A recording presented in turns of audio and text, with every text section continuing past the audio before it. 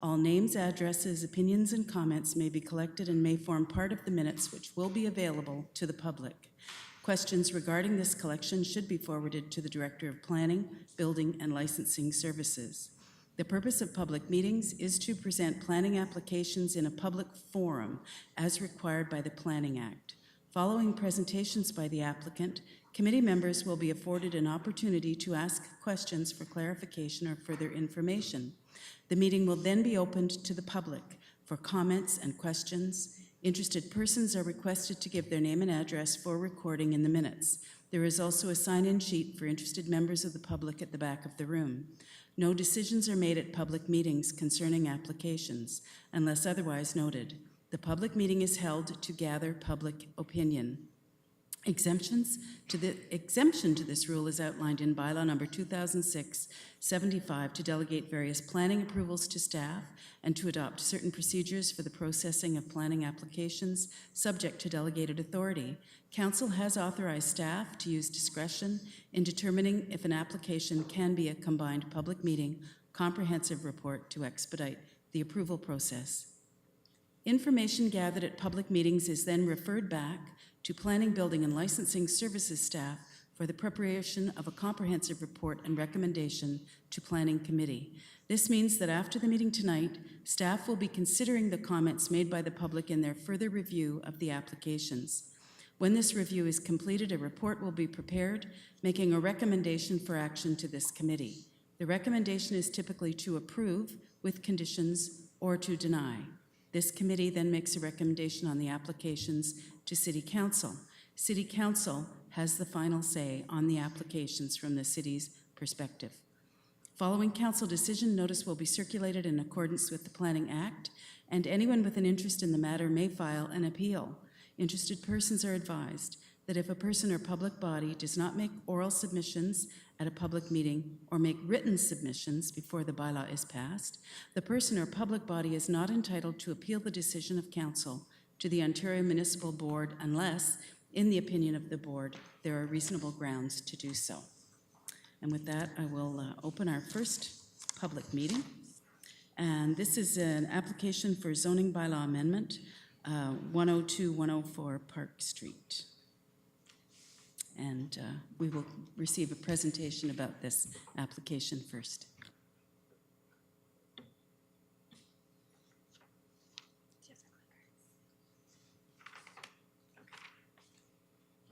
Good evening, committee members and members of the public.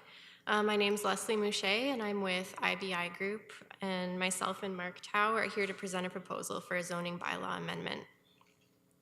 This is to permit the construction of two two-unit dwellings, one at 102 Park Street and one at 104 Park Street.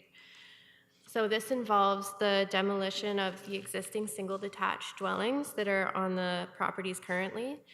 The site is located on Park Street between Macdonell and Regent Streets, and this is south of Princess Street, which is an arterial road. So this shows the location. That's another image showing the location of the two properties. 102 Park Street is 493 square meters in area and has 15.66 meters of road frontage. 104 Park is 575 square meters in area and has 17.79 meters of road frontage. So the surrounding uses contain a real mix of residential types and densities. Park Street has single detached homes, medium density multi-unit dwellings, as well as high density apartment buildings. So medium density residential can be found in both directions on Park Street, eastward and westward of the subject properties. So this shows some higher density residential that's found near the site, as well as some lower density single detached dwellings. The one is just across from the subject properties and one is next door. So a summary of the proposal is to demolish the dwellings and construct a two-unit dwelling on each lot. So each dwelling will be 6 bedrooms and 2.5 stories. There should be a shared drive between the two properties, as well as rear parking. So consent applications have been filed for the easements between the two dwellings as well as for the rear parking. And best efforts will be made to maintain the existing trees that are in front of the yards currently.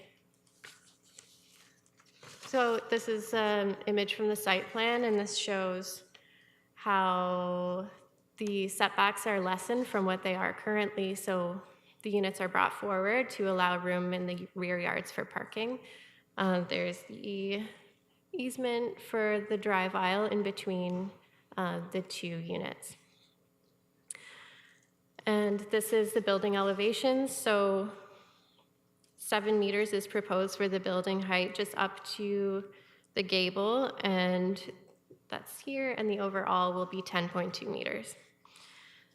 The properties are designated residential under the official plan, and that permits the proposed housing type and density. So under the official plan, we found that the proposed development is compatible with the adjacent uses, given that there is such a mix of housing on the street. It is not anticipated to create adverse effects, as the heights and massing are consistent with surrounding development, and it meets the functional needs of the site users, given its close proximity to services, such as recreation amenities, commercial retail, and the availability of pedestrian and cycling infrastructure and public transit. Private amenity space is proposed, and there are community spaces nearby, with the nearest park being located at Park in Macdonell, close to Rideau Public School. Also close to the site are a number of amenities such as Hotel du KGH, Queen's University, and Princess Street Commercial District. The proposal achieves intensification targets, as the density will be increasing from 17 dwelling units per net hectare to 35 on one unit and 33 on the other. So to sum, the request is consistent with the intent of the official plan. As for the zoning bylaw number 8499, the properties are zoned 1 family dwelling and 2 family dwelling under the A zone, and this does allow for a 2-unit dwelling, which is proposed. However, the semi-detached description may be used to describe the building type, because it may just be a better fit for the type of construction. The applicant is proposing that the properties be placed in a site-specific zone under the same A zone in order to allow for the reduction in lot area, increase in lot coverage, and reduction in aggregate side yard to allow for the right-of-way. As well, the requested rezoning is to allow habitable space that is 50% below grade, which is generally permitted in the City of Kingston's other zoning bylaws. We are of the opinion that the requested relief is appropriate given the development's scale and how it's consistent with the surrounding context. It supports a mix of dwelling types. Density is appropriate given the proximity to transit and amenities. Increased lot coverage is appropriate given the site's proximity to parks and other community amenities. And with regards to the cellar living space, it is our understanding that the city is generally moving away from these restrictions, and we'd like to note that the basement units will meet all requirements under the Ontario Building Code.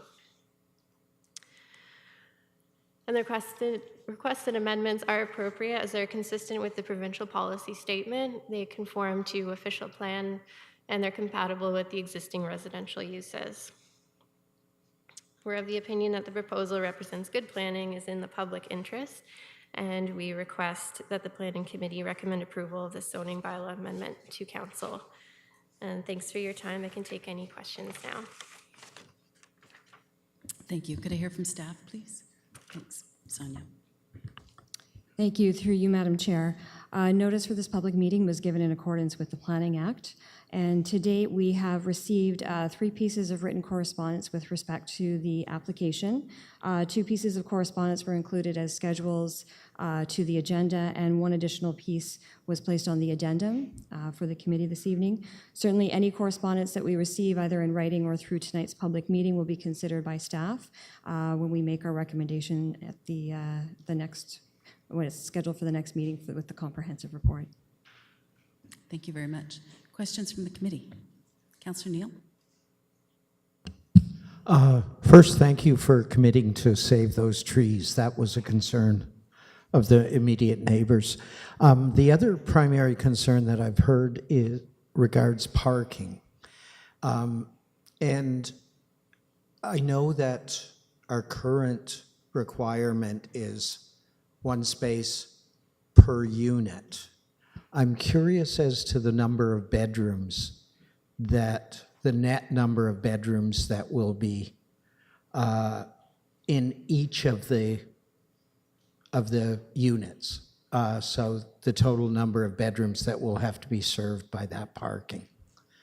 The street does have some parking issues now. Okay, yeah, so there is a 1-to-1 ratio provided for this proposal. So there is 1 parking space per unit and a total of 4 units, so 4 parking spaces, and there are 6 bedrooms per unit, but that's 5 bedrooms plus den, but technically that's 6 bedrooms. There are a lot of transit amenities nearby. There's Transit Route 12 that goes, I think it's 200 meters away is the closest stop, and Princess Street. So we're anticipating that public transit and active transportation are going to be used by the users of the site. I know that, and I'm glad that you've acknowledged that dens very quickly become bedrooms in the student housing area. So that would be 24 potential adults, 24 bedrooms with 4 parking spaces. Is there any opportunity on site to have any additional parking or any arrangement that the developer might make for nearby parking? At this point in time, what we have on the site plan is the 4, but if anything changes, we could get back to you. And I mean, in terms of parking, it is permitted under the zoning bylaw, so that's what I'm able to speak to. I know that we're looking at the possibility of looking at a ratio of parking spaces per bedroom rather than per unit because of this kind of situation that gets developed with 6 and 8 bedroom units only requiring 1 parking space. Thank you. Thank you. Any other questions from the committee? I'd now like to open the meeting to members of the public. We'll have a microphone on this side and a microphone on this side. And anyone's welcome to come and give their opinion or ask questions. We ask you to give your name and address. 5 minutes limit for speaking and questions. And the proponent will gather up all the questions and answer them at the end of the public portion of the meeting. But I'd like to invite anyone who wants to speak. Yes, sir, if you'd like to come up to the microphone. Yes, just beside this gentleman. And there's a little button to push and it'll turn red. And you're welcome to sit. Okay, great. Thanks very much. My name's Randy Conroy. I lived in the city for almost 59 years, so I know the city very, very well. I live at 103 Park Street, which is right across the street from the proposed we call it development. I'm totally concerned about this because I see, I moved there recently and fixed my house up, and so have many other neighbors. And what I see is somebody deciding to build some, quote, residential properties that they say are residential, but really are student housing. And we have already talked about how many people are going to be moving there to live. That's not counting the amount of people who are going to come and party with those people. So I see a real mess being created here. We have a beautiful area in the city here. We have a school nearby for people who have kids who go to school. Those schools are going to become dormant soon. There'll be nobody going to those schools. We just spent a whole bunch of money fixing up that park at the corner of McDonell and Park, and there's no sense of building parks anymore. Because what we're doing is we're destroying the neighborhoods, we're destroying the little houses, we're destroying the family houses, and we're starting to look at people who are tearing down these houses and looking at profit. They don't care about the the people next door, their properties. They don't care about property values of the neighbors. All they care about is money. And I think it's about time that this city council says enough is enough, and they need to go build somewhere else. So we already deal with parking problems now. We have an apartment building down at the corner, not the big one down by McDonald Street. We pick up the garbage constantly from those people. They park their cars in front of our houses because there's no parking there. Those are things I see happening. I see a lot of noise. I see a lot of parties. I see loud music. You know, I see all this stuff happening. I've been here 59 years. I know what's going to happen here. You want to talk too quick here? Jim just said to you guys about the trees. Well, on your thing up here, it says you might keep the trees. They're not going to keep the trees. They might keep the trees. So that's not for sure. Those are two beautiful trees that were inspected last year by the city. They're in excellent shape. What am I going to say? 6-bedroom units, yeah, and parking. I feel sorry for the neighbors behind the house because they're going to end up with a lot of water in their yards. They're going to end up with a lot of noise at nighttime. They have to go to bed. The people drive their cars down there. If you work a night shift or something like that, or you work nights and try to get, or nights or days, and you have cars going in the back of those houses, guess what? Have fun trying to sleep. It's going to be a mess. And this city council needs to say enough is enough. We've had enough of it. They want to build something, go build in their backyard. That's all I'm going to say. I've had enough of it. And if these houses get built, I'll be making phone calls every chance I get when I see garbage floating in front of my yard. Thank you very much. Great. Thank you very much.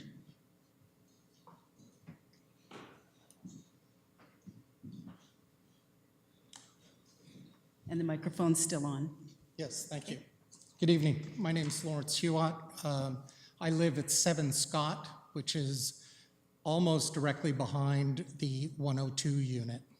I have a written submission that I'd like to leave with you here this evening, but I'll provide it orally as well. We're opposed to the proposed bylaw amendment as it's currently proposed. The 6 properties located at 13, 11, 7, and 5, and 3 Scott, as well as 98 Park Street, have all at one time or another been affected by flooding in this area. I'll only address the situation at 7 Scott Street. Over the last 5 years, we've put in close to 8 cubic meters of soil in an effort to try and reduce the flooding, only to see that material being washed away every spring. We've also replaced some of the drainage around the foundation of our home at great expense to us. We've upgraded our sump pump system there as well. In my written submission, I have attached photographs of the floods that we have in our backyard. It makes it totally unusable. And this occurs not only in the spring, but it occurs in the summer after a heavy rainfall. And what we're seeing in the current proposal for the stormwater attenuation does not sufficiently address this particular issue of flooding or runoff management. Due to the extensive area that will be paved and the increased area of the footprint occupied by the larger building and the roof runoff that has been proposed at the rear of the building, I don't believe that even in the material that was provided in the service briefing in Appendix E shows that there's actually going to be less ability for that property to be able to attenuate the water that is there. Even though they've proposed catchment basin there, actually it's a soak water basin, it's not a catchment basin. So we're going to see this problem on a continuous basis in all of those properties that are in the back of that particular yard. There's nothing being done about addressing the grade of that particular property, and so we're going to see this problem just exacerbate itself. So it's unclear in our reading of the service briefing of June 28th that is available on the website, whether or not this issue has been addressed correctly. It's our understanding when we reviewed it and we looked at it in detail that there is going to be less ability to be able to remove that water. Also, all of the snow is going to end up in the backyard And that's even on the drawings as part of the proposal in Appendix B of the service briefing. And so we're going to see yet even more, or an increase of water and spring runoff in our backyards. I certainly implore you to have a look at these pictures. This is ridiculous. It's really not fun. So I oppose the proposal as it currently sits. Thank you. Thank you. And Derek will take the papers from you.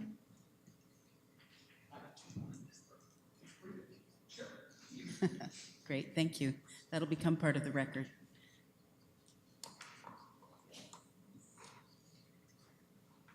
Go ahead. Frank Dixon, 495 Alfred, Department 2, K7K 4J4. Thank you for your presentation.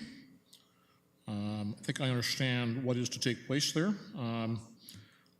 I don't live immediately close to the neighborhood, but I have lived there, so I do know the neighborhood quite well. I live in Williamsville, but not immediately next to it. So I got four questions. First one is, the report provided doesn't deal with anything on the date of construction of the two houses that are there now. And just doing a bit of asking around, I've heard that it's 1920s, 1930s there. So we are potentially getting into, you know, a heritage aspect. And I'm just wondering if that was examined in the creation of the report. The houses don't look like they're especially outstanding in the form of design, but still want to get that on the record. I wanted to draw the attention of the committee to the fact that the report doesn't contain the floor plans, which are in fact provided up here. And just given that this is a public meeting, obviously these were ready for the meeting, but I felt that they should be in the package so that the people who are offering the chance to speak tonight, the people who have gone so far, myself and others who will follow, have the chance to get a feel and a grasp of what is going on, because we are looking at a major increase in density here, as the two speakers who have gone before have noted, and that's a concern for the neighborhood. Number three, I want to follow on from what Councillor Neal was talking about with the parking situation. And if we look at page 13 in the package, maybe I'll just go back to that, the slide that shows the two units side by side along with the parking easement down the middle. If I can just, yeah, I guess that's it there. It does look that in the back there is more potential for parking than the 2 spots per unit already shown. So just want to add that in there. And my fourth point follows on a little bit from my second one, just given that this project does seem to be at a fairly advanced level of presentation to the point where it's coming to the planning committee, but there's no design aspects of what the buildings are supposed to look like, at least not that I could find in the report. So I do see that as a major shortcoming, and I would like to see that information presented at a public meeting so that the committee and the citizens have a chance to offer feedback upon it. Thank you. Thank you. Hi. Hello. I'm Gail Rafflub. My sister and I represent our parents that live at 11 Scott Street. They're in their 94th year and are unable to attend the meeting. Our concern is water as well. Our parents get water on a regular basis and have for many years, and we're concerned with the raise of the parking at the back. That, as the man had earlier said, is going to get much worse. There has always been water back there. There's an underground creek, as we remember as children, we would play. And it's such a low-lying area that the water is certainly going to get worse with a raised parking area. So that's our concern as well. So we're opposed to it as well. Thank you. Thank you. Thank you.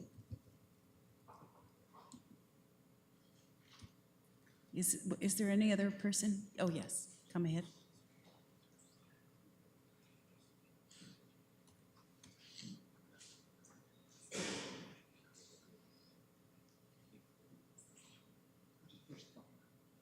It's on, yeah. My name is Sharon Strickland, and sorry, the chair is sliding away from me here. Let's see if I can get under it here. My name is Sharon Strickland, and I live at 5 Carruthers. I'm opposed to this project because, not because necessarily it's a student rental. Students deserve a good place to live as well as anyone else. I'm opposed to this project because it is destroying and the beginning of the destruction of a conservative neighborhood, a community that already exists there. Students who come and stay for 8 months are not going to add to that community. This project does not enhance our community in any way. Strictly a draw to take money from the community and add to the current services that are there. And I can see in the future that we might have to put out money in tax dollars to fix up the building that they're going to put there that is providing such a high density level of population. There's enough high density, medium density. It's a mixed bag in that neighborhood, but we don't need to take it down further. You're destroying 2 perfectly good houses to put up this monstrosity. And the population of Kingston is leaning toward an elderly population, not a student. Queens is expanding. There's no doubt about that. And there is a need for student housing. And I think Queens is addressing that, given the number of projects that are currently under consideration on Princess Street. We don't need to take down 2 perfectly good single-family homes that would provide housing for maybe a starter home for younger people. That's being destroyed in the city by developers putting in these huge projects with multi-bedrooms. I don't understand why that is happening, and people are allowing it, and the city is allowing it. And it's happening all around me, and I have a great concern for it. I spent time and effort on my own property to develop it and maintain it. This I do not see adding in any way any benefit to me and my neighborhood and my community. And so I oppose this. I think if they wanted to put in a senior citizen complex, I might be interested. But my last comment would be the shared driveway. In the name of time, we got away from that because of the disputes and whatever with regard to a mutual drive. That's a recipe for disaster. And as for students not having cars and using public transit, that's hogwash. They all own cars, and they all want parking, and they're going to park where they see a spot. So that's going to add to the congestion and pollution of the area, and I say no to the project. Thank you for listening. Thank you.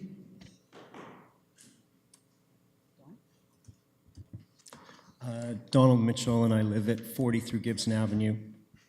So the thing that popped out for me when I saw this was the reference to 3.3.D12, because I didn't think that you would reference it as being only a student,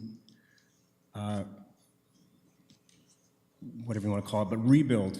I thought that we weren't allowed to specify use, and so I was surprised to see the word student up there. So then I went to the updated OP to look at what the exact language is. So one of my concerns would be that this is, in fact, a student agenda construction, because I thought we weren't supposed to be doing that.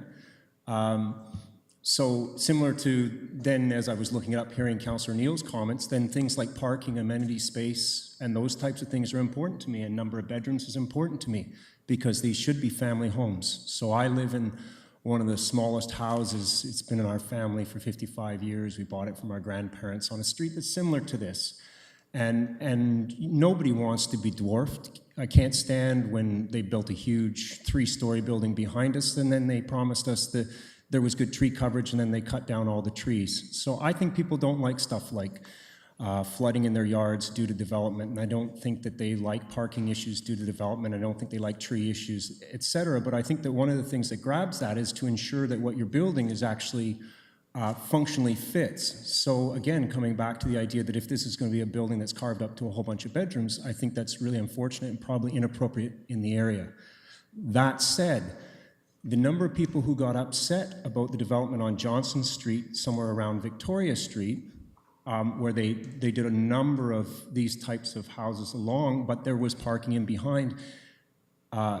I have to say that almost everybody I've spoken to since really likes what was built there and is in favor of it. And it's on a major road and it seems to fit. And one of the problems in Kingston seems to be that we've all had these tiny houses for a long time, and it's either a tiny little house or some huge monstrosity, and we don't have, unlike cities like Victoria and Vancouver and other places I've lived on the West Coast, where they seem to have appropriate development in between.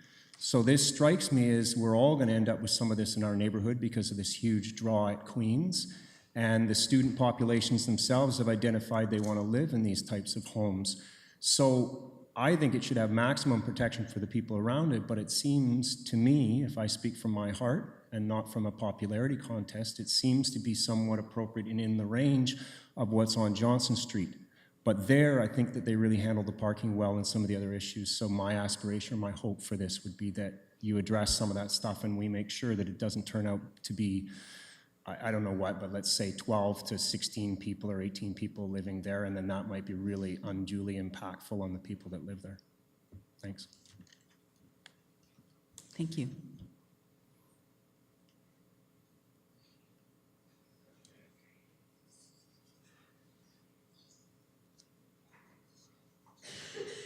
Hi.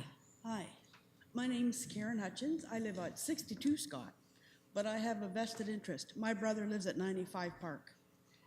He feels that the city has given up on him. They've put their house up for sale. They're gonna try to move because of this housing. I have nothing against student housing. I lived it. Doesn't matter. I love the area. I'm a retired nurse from KGH. The reason I moved to that area, I can walk to work. I've retired now, but I am against it. I'm gonna miss my family, but if this goes, there will be problems because there is flooding. I have flooding in my house too. Not as much as the other people on Scott Street, but I do have flooding. But my brother's given up because he figures the city has given up on him. That's why he put up his house for sale. So I'm against this, mainly because I'm losing family. Thank you. Thank you. Jay Patry, resident of the city, as well as, I guess, probably the biggest landlord for students in the city of Kingston. Here on another matter that comes up afterwards, but I figured I'd speak a couple things on it. As the largest student landlord outside of Queens, we do have a fair bit of information on parking. And I can tell you with 100% certainty, 4 cars is adequate for this. I also have come to a number of meetings where people have opposed larger projects, both mine and other ones, and then they oppose these. And everybody says we love students, and everybody loves the fact that we can have a great university that's world class, and we can get all the income that comes with that as a municipality from professors and all the spin-off from that. But the fact of the matter is, either as a group of residents here, you either need to start showing up at every one of Queens's applications when they want to expand the university and say, no, we want no more students, or you need to figure out that you are going to have add-on additions, or you need to start supporting large additions. But to say no to students every time I've ever been to one of these meetings, I love students at the same time. They have to go somewhere, and I'm saying to the group, including the counselors here, this is 6 bedrooms or 5 plus a den, I think it is. I would actively try to encourage, I've been through this on my own side. I think it would be better if we allowed them to have 8 units there that were 2 bedrooms each. But they're running into restrictions with their current zoning and everything else. And they would probably make as much money with 2 and 3 bedroom units there, but they've got a unit count that they need to make. And that's, I guess my point is we should look at that. And the last bit is, I know what it's like to have your house flooded. I've got a number of properties that do flood.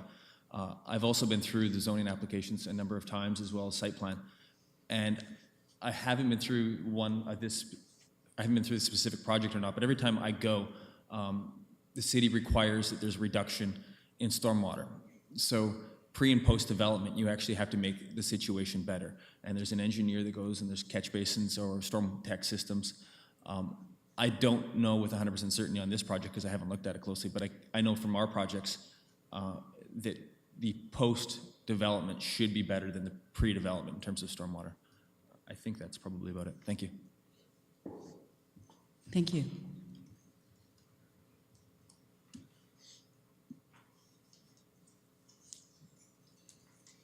Hi. Hi, my name is Lori Naden. I live at 99 Park Street, directly across from 102. And Mr. Patry just said that 4 parking spots is enough. The house beside me recently sold, and there's going to be, I believe, 4 students living there. There is already 2 cars, and at least 1 more, possibly 2 more coming. So that's 4 kids, 4 cars. Now, I don't have an issue with that because we do have a mutual driveway. I've already talked to the parents because the parents had bought the house, and they do have plenty of parking for their students. But I am very concerned with up to 24 students, there's going to be more than 4 cars. And you can't say, well, they'll take public transportation because maybe they don't want to take public transportation to go and get their groceries. My other concern, and I had sent in a letter that was circulated, I believe, is the snow removal. I know how much snow we get because I do both my driveway and the driveway beside me, and they don't have enough spots for the snow, and it's going to flood, and I'm concerned they're going to start plowing it across the street onto my property, which I don't want that. Thank you. Thank you. Would anyone else like to speak to this application before oh, good. And the microphone is still on. Thank you. Lori Davis, 14 Scott Street. And I'd just like to add that I'm actually probably one of the youngest people living on my street, and I mean that in an endearing way. As many of my good neighbors have spoken about their concerns, I too have the same concerns. I just have to also mention too, my son went to Queen's, and one of his classmates actually had 4 cars. It wasn't my son, but just as a point of fact. The concern here is that us as stakeholders have a lot of concerns living in the area, the community. I think that this really is, when I look at it, my initial reaction was that it looks like a boarding house. I don't think that the infrastructure is there for the, not just the flooding, but for the parking, for all the other concerns that go with it. And I just don't think, I think this is so high density for the area. And I really hope that council will really give this some good thought, because we, as has been mentioned, we do have issues with parking on several of the streets regarding the school. And I always say that it's a matter of time before I think somebody gets injured, given the drop-off with the school issue and the parking. Thank you. Thank you. Would anyone else like to speak? Once I take it back to the proponents, that will be the end of the public speaking part of this meeting for this application. Okay. Oh, yes, sir. No, sir. But of course, you're welcome. You're welcome to email the planner on file and, keep talking to the city. But for now, I'll ask the proponents to respond to a number of the questions that were raised. I just want to thank everyone for their comments. They're all really valid concerns. So I think I will start with the concern about students. I think mainly the concerns were with regards to noise and mess. So first of all, in the area, there's known to be a range of types or ages and tenants from different backgrounds. There's renters and owners on the street, and just people of different areas. There are students, there are older adults. So anticipated that this will continue in the future, and it has been noted actually that the current tenants of the properties are families, so it's not anticipated that it's just for students. On that note, from a planning perspective, we cannot zone for users. We can only speak to the use, so that's not something that I can speak to from a planning perspective. Secondly, there was concern for the trees that were in front of 104 Park Street. We've been discussing this with staff, and it is possible to maintain certainly one of the trees with a change to the site plan, and with these concerns, we'll certainly take another look at it, and if anyone has any other comments with regards to that, they can get in touch with us through the city. Parking was a major concern. So again, it is zoned to have a 1-to-1 ratio for parking, so parking spot to unit. And the parking is going to be in the rear, and we have provided enough room for that by bringing the dwellings forward, which is actually right up there, so that there's more room in the rear. So that can mitigate some of the effects on the neighbors that are behind those properties. As well, the tenant when renting, or sorry, the landlord when renting to tenants has to let them know of the parking situation. So if there is someone renting that is not able to park their car, then they would have to be notified of that and that there's no parking spaces. In terms of parking on the street, the city has bylaws with regards to on-street parking, so that's also something that from a planning perspective, we don't really have the authority to speak on. The next major concern was the water and flooding, and we are aware of the situation in that area of the flooding, and no construction will continue without a proper grading plan, and that will address the runoff and stormwater management. And with a development like this, it's an opportunity to fix the problem of flooding. So, and as one speaker was saying, that it's not to make the situation worse or keep it as it is. It should be to make it better than it was currently. And again, I think it was the second speaker was very concerned about this and did have some ideas, so we'd welcome comments and questions, anything from the public. So.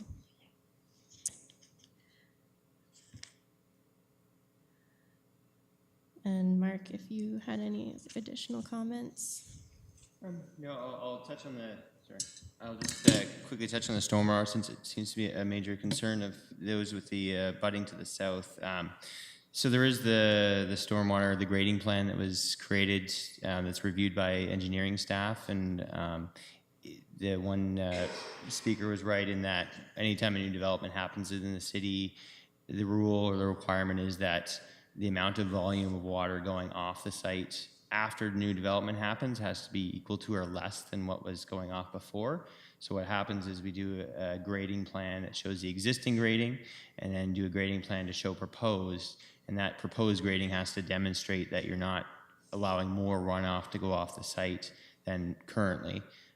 There's also the opportunity to correct issues that may be where a lot of runoff goes off to one particular side. The majority of the runoff should be directed towards the street or into catch basins where it goes into the storm sewer directly, rather than going on to adjacent properties. So that's the intention through this process. But if somebody has seen something of concern or has particular concerns, we have met with specific property owners in the past to look at the plans in person. So if you identify any particular issues, we're happy to look at those plans and go over them with you to help rectify any potential concerns you may have. So that's the stormwater issue. I think everything else more or less Leslie covered. In terms of parking, yeah, the requirement is 1-to-1. In looking at the site plan, there is there is room in the backyard. One of the speakers pointed out that appears to be additional kind of paving available, and that was put in place to allow for proper turnaround and exiting. But it may be more than is needed, so we can take it back to the owner and see if there's opportunity to provide additional parking space in the rear yard within that existing area. And beyond that, I think that's about it. But again, if there's any questions or if your concerns weren't addressed, then please address staff and we can try to respond as best as we can. Thank you. Thank you. Other questions from the committee?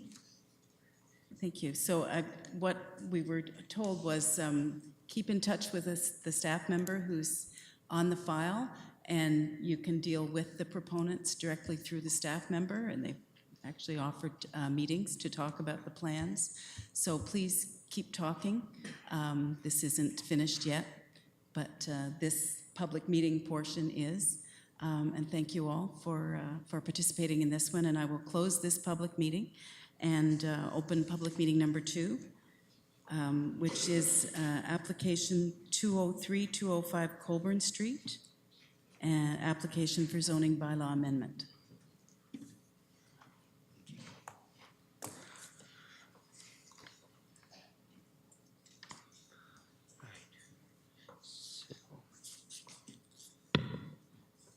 So this is for two municipal address properties at 203-205 Colborne Street.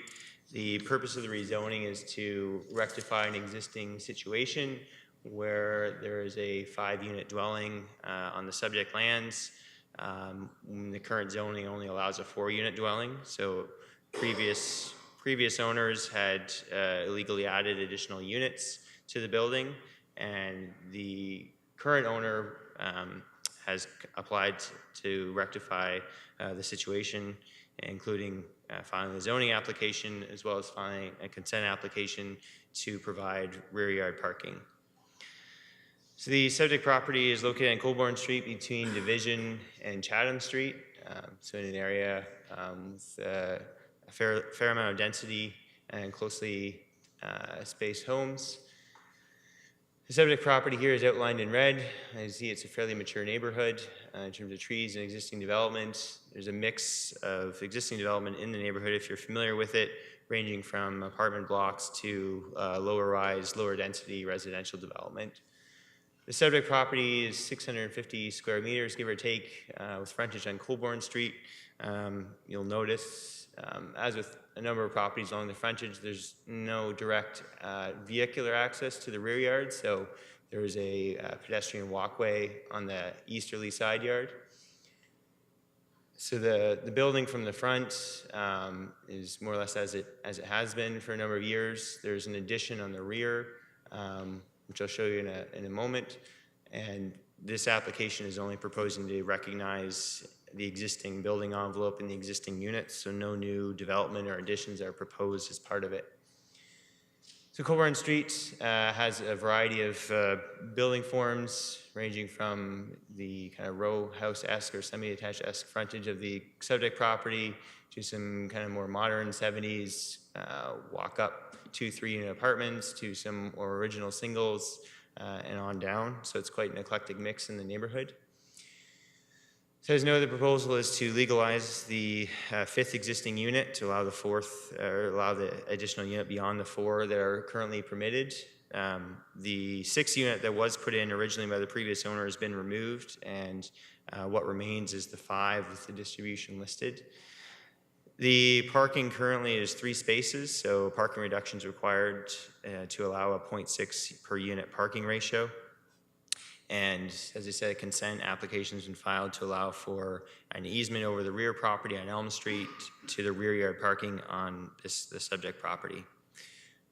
And also, the application will seeking to recognize the existing amenity area that's provided on site. So this is a site plan. I apologize, it's a little bit difficult to read on the screen. So on the bottom end is Colborne Street. You've got the existing building envelope here. pedestrian access through the side yard to a rear yard green space, and then there's 3 parking spaces here, and they would be accessed from the north over the property on Elm Street. The subject property is designated residential in the official plan. It's a predominantly residential neighborhood. There are a number of policies that apply to developments such as this, including compatibility of the uses, is the property functional in terms of amenity space, access, lot size, are any adverse effects likely to result in terms of noise, traffic, dust, etc. Also looks, official plan considers intensification, where it can be accommodated and where it's appropriate. And there's also policies on high density residential uses, as well as infill, student accommodation, and consents. So upon reviewing all these, which is the detailed review in our planning report, our conclusion is that the request is consistent with the intent of the official plan and the application conforms to the official plan policies. The subject property, and this is a bit unusual, is a stretch north of Princess Street and west of Division that's in the B3 zone. So this is a high density zone, allows 123 dwelling units per net hectare within this area. The subject property is 73, with 5 units, is 73 dwelling units per net hectare, so it's well below the as of right zoning for density. So relief is not required for density in this case. So relief is required in terms of legalizing the 5th unit for the parking reduction to 0.6 per unit. Bicycle parking, the required number of spaces are to be provided, but the width of the spaces is proposed to be reduced from 0.6 to 0.3 meters, which is more or less a standard bike parking rack. The amenity area and the play space are also proposed to be amended. No formal play space would be provided, and the amenity area would be at least the minimum required under the recent standards proposed, or that Planning Committee would have reviewed at their August 3rd Planning Committee meeting, which is 18.5 square meters per dwelling unit. So in review, we believe the requested zoning bylaw amendment is appropriate. It provides for a functional site. There's density that can be accommodated in the neighborhood and on the site. Parking is at a level that's appropriate for the location and the use, and amenity space provided is appropriate. I can identify that the requested amendments are consistent with the PPS, that conform to the official plan policies, and are compatible with the existing uses in the area. In conclusion, we are of the opinion that represents good land use planning and request that Planning Committee recommend approval when the time comes. Thank you. Thank you. And could I hear from staff, please? Thank you, Madam Chair. Through you, notice of this public meeting was provided in accordance with the Planning Act. It included a notice being mailed to all 124 property owners within 120 meters of the site, and signs posted at the site at least 20 days in advance of the meeting. We've received one piece of correspondence which has been included as page 27 of this evening's addendum. And I'll just note that this meeting is the second public meeting for this application. The first public meeting, the statutory public meeting, was held on March 1st, 2012. We did receive some pieces of correspondence at that time, and staff will ensure that all correspondence is included and addressed as part of a future comprehensive report. Thank you. Thank you. Questions from the committee? Councillor Neal? Yeah, very quickly. I'm sure, sorry, and I just quickly looked through the documentation and I didn't see it. What are the current and therefore proposed number of bedrooms on the site? That you went through that slide really quickly. Okay. My math is a little slow. No problem.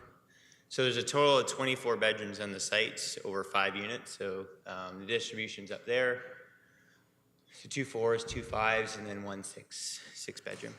Okay. And I have floor plans as well. Actually, if that's. And so 5 units and a request for 3 parking spaces for 24 bedrooms. Yes. Is that accurate? Yes. Okay. Yeah. My other question, and I think I'll address it when the business item comes up later. I have some issues with the fact that this has been so many years kind of languishing with an incomplete file, yet continuing to be rented in non-compliance with zoning. And there's another unit that's coming up in the business section that's the same situation, which I'll address at that time. But, and my other question, I think my colleague was going to ask, so I will, I'll end it now. Councillor Holland. Thank you, Madam Chair. So yeah, two questions, I guess, both related to parking. The proposed easement for parking, the access through Elm, the property at Elm. So if the ownership of that property were to change, what would the effect on that easement be? Is the first question. And I guess the second question is as far as I know, we are in the process of expanding the on-street parking, resident parking permit, which would mean people in the area who currently abide by other parking restrictions parking would be further restricted in a way in terms of having to pay for parking on the street. So again, just going back to this 0.6 ratio for parking, has the proponent factored in potential upcoming changes to the on-street parking?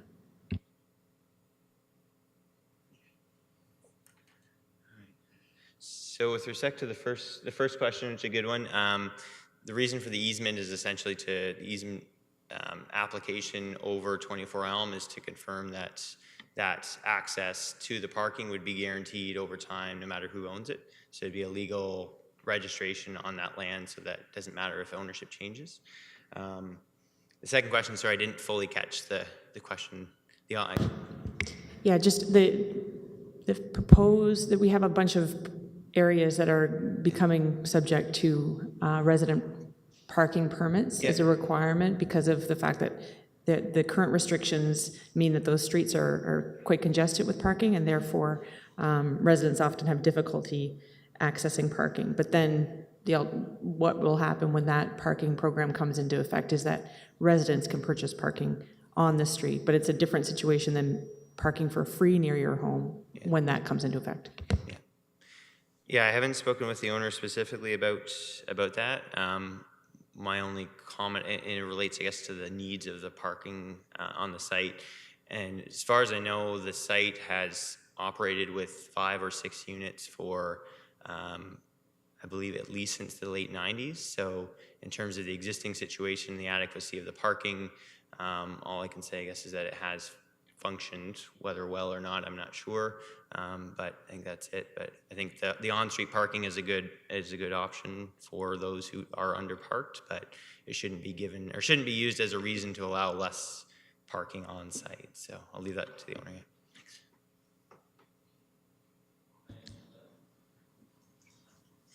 I've had the property since 2001, and we hold leases on everything and just kind of archive them all. At no point in the 15 or 16 years I've owned it have we had more than 3 cars parked on the site through those leases. Most years it's 1 or 2.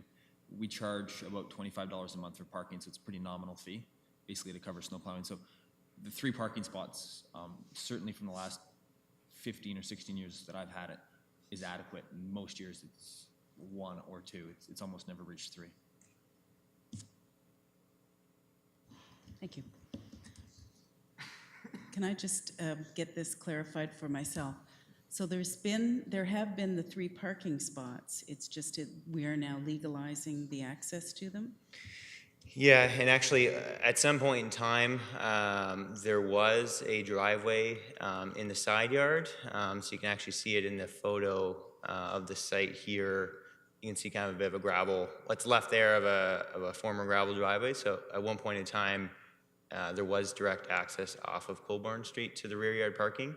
That's, I think, my understanding, been removed quite a while ago and just been dedicated to residential access rather than having pedestrians and vehicles sharing the same access to the rear yard. So that's I'm not sure how long the informal access has been going on over Colborne Street, or over the Elm Street property, but yeah. Thank you. I'd like to open the meeting to members of the public. If there are any members of the public who have comments or questions about this application. Mr. Dixon? Thank you, Madam Chair. Thank you for the presentation, and thank you to Mr. Patry for providing the insight. I've got no direct objections. I live around the corner, probably 8 or 9 blocks away from this, and walk by there now and then. So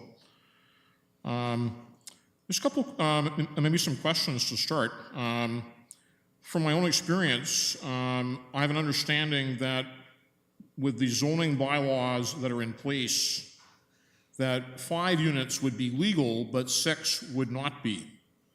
So I'm wondering if that ties in with the requirement to remove the 6th unit as was described in the presentation. Okay. I was going through the diagrams looking at the number of bedrooms, and I heard it was 24, and I came up with 20. So I'm a little bit confused on that. You have what looks like units over a number of different floors. So it makes it a bit complicated to try to understand that. So, and then my main concern, this is actually quite an older neighborhood. I know that Queen's University, when it started in 1841, its only building was just down the street. It's about 3 or 4 blocks away to the east. So where I'm heading on this is this potentially a heritage sort of house? And if so, have staff examined that? And is what is going on here having an impact from that standpoint? Thank you. Thank you. Are there any other people who have questions or comments about this application? Seeing none, if you'd like to respond, please. All right. So thank you, Mr. Dixon. I realize I didn't answer your question in the last meeting about the heritage property, and neither of the properties are designated. So neither the Park Street one or this one are designated according to the current records. Certainly, it's an area that is certainly an older area, but I think it hasn't been designated as a property in the register. With respect to the zoning in 5 units versus 6, so it is in an area that zones high density, so it would allow under density 6 units, or probably in fact 9 or 10, given the lot size. But the need for relief is based on parking, how much parking can be accommodated on site, amenity space, et cetera. So that's the need for the zoning relief. So with 6, it's that much more challenging to meet those other criteria other than density. In terms of number of bedrooms, it's a good question and not one I haven't looked at more closely myself. I had to count a few times too, but there are indeed 24. And some of them are maybe need a little bit more explanation in terms of how they're actually laid out. But there are 24 across the 5 units. So thank you very much. Any further questions from the committee? Seeing none, thank you very much for your presentation. And with that, I'll close our second public meeting, and we'll open our third public meeting, which is Zoning Bylaw Amendment 306, application for Zoning Bylaw Amendment 306-308 Montreal Street.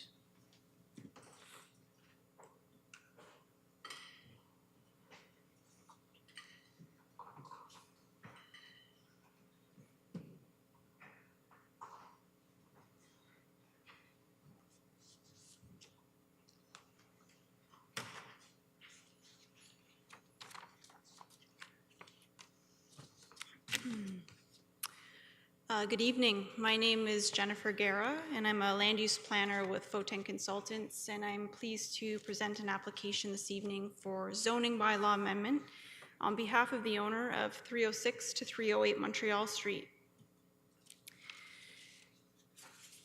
306 to 308 Montreal Street is located in the Inner Harbor neighborhood. It's a corner lot situated at the southwest corner of the intersection of Montreal Street and Charles Street. It's located about a kilometer north of the central business district, and it's well serviced by public transit on Montreal Street. Looking a little bit closer, you can see the property outlined in red on this slide. It's about 240 square meters in size. Has about 9 meters of frontage on Montreal Street and about 23 meters of frontage on Charles. The immediately surrounding neighborhood and context features a mix of uses. Immediately to the south, there's a Tai Chi studio, residential mixed-use building, and some additional residential uses further south. Across the street, on the other side of Montreal Street, is the Elm Cafe, a hair salon, an antique store, as well as other residential uses. To the north of the site, that larger building on the corner on the other side of Charles is an automotive repair shop, and further north of there is a mix of residential and some office uses. And to the west are primarily residential developments, for the most part, single detached, semi-detached, some row house dwellings, and the odd low-rise apartment building as well. This is what the property looks like today if you're standing right at the intersection looking at the building. It's 2 stories in height, and it forms part of a larger row of existing dwellings and mixed-use buildings that front onto Montreal Street. The upper level is currently occupied by 2 residential units, each have 2 bedrooms. And the ground floor is currently vacant and previously was occupied by commercial uses. You may be familiar with the Rexall pharmacy that was there for a number of years. Parking is located at the rear. There are 2 parking spots, and they're accessed from Charles Street. The property is currently zoned A141. So this is a site-specific 1-family dwelling and 2-family dwelling residential zone. And the site-specific aspect of this zone permits neighborhood stores so long as they don't occupy an area greater than the total area occupied by commercial uses established as of July 28th, 1975, plus 10%. That's the way the zoning is currently written. Not sure exactly what happened in 1978 when this zoning was approved, but I suspect it was legalizing the situation as of 1975 with commercial on the ground floor. And neighborhood stores include a wide variety of permitted uses within that umbrella that could be in that ground floor space.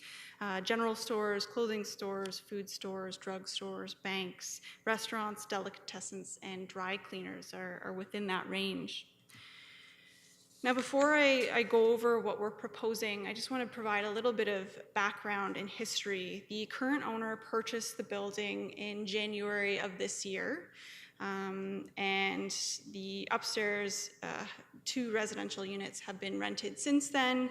And in that time, and since that time, the owner has been working with a realtor and has been aggressively marketing the lower level space to commercial tenants. There have been numerous showings, many of which have actually been for office uses, which aren't permitted, unfortunately. And so after about 6 months of not being able to secure a commercial tenant, the owner said, okay, we need to look at providing some additional flexibility on the site so that we don't have an empty storefront. So he engaged planning staff and to have a discussion about what would be involved in being able to permit additional residential units in this building. And the maximum permitted number of units is currently 2, so a zoning bylaw amendment would be required to increase that. And that's when FOTEN was retained to assist and go through the zoning bylaw amendment application. So what's being proposed is no changes in the building footprint or massing or height or size. The amendment would allow for residential intensification within the existing structure up to a maximum of 4 units. It was very important to the owner to be able to maintain the existing ground floor commercial permissions. So through the rezoning, we've included and maintained the exact same provisions as exist today. so that hopefully when there is a demand for commercial uses, that opportunity is still there without having to go through another planning application process. There are currently 2 parking spaces in the rear. We're proposing to maintain those and convert one of them to a barrier-free space. There's currently no dedicated bicycle parking, so we're proposing 5 new spaces. Those are that's the dark area at the very back of the site. So that would be dedicated, secure bike parking. The site currently has 0 amenity space for residential tenants. It's a tight site. There's limited opportunities, but what the owner is looking at doing is providing a rooftop deck over the existing 1-story addition at the rear, which would be accessed from the 2nd floor. For the official plan, we're at kind of an interesting point in time in that when these applications were submitted, the 2010 official plan was in effect. Now at that point, council had endorsed the official plan update, but we're still waiting for ministry sign off and still waiting for the appeal period to lapse. So we've essentially looked at both sets of policies, knowing that the new OP approval would be imminent. So for the 2010 official plan, which was in effect when we applied, shows that the property is located within a housing district within the city structure schedule to the official plan, and housing districts are generally planned to remain stable, but will continue to mature and adapt as the city evolves. And reinvestment and upgrading is encouraged through minor infilling and development that can integrate compatibly with the prevailing built form of the neighborhood. And the OP goes on to say that council promotes high levels of density along major transit routes and in proximity to centers. Housing districts will be designed for residential use of different types, but will also contain areas of local open space, community facilities, and commercial designated areas. Now, these designated areas that the housing district policies reference can be found in the land use schedule to the official plan. So when we look at that schedule, we see that the property is designated residential. And residential designation is intended to accommodate various residential uses of different densities on serviced land. And the OP also discusses that intensification, which this is, we're proposing 2 additional units, must be compatible and avoid adverse effects. And I think the fact that we're not proposing new development that would increase height, overlook, shadowing, really will result in no concerns with respect to compatibility, as residential and commercial are quite compatible. Looking quickly to the 2017 OP, because it officially took effect as of yesterday, the property continues to be within a housing district and continues to be designated residential. Housing district language changed a little bit. No longer are they intended to be generally planned to be stable, but principally planned to be stable. Higher intensity infill projects are meant to be located more in centers and corridors, while in stable areas such as these, the official plan contemplates more subtle forms of intensification, such as conversions within existing envelopes, such as what we're proposing here. A few other additional compatibility considerations have been added to the new OP, such as light pollution, traffic impacting active forms of transportation, as well as cultural heritage resources.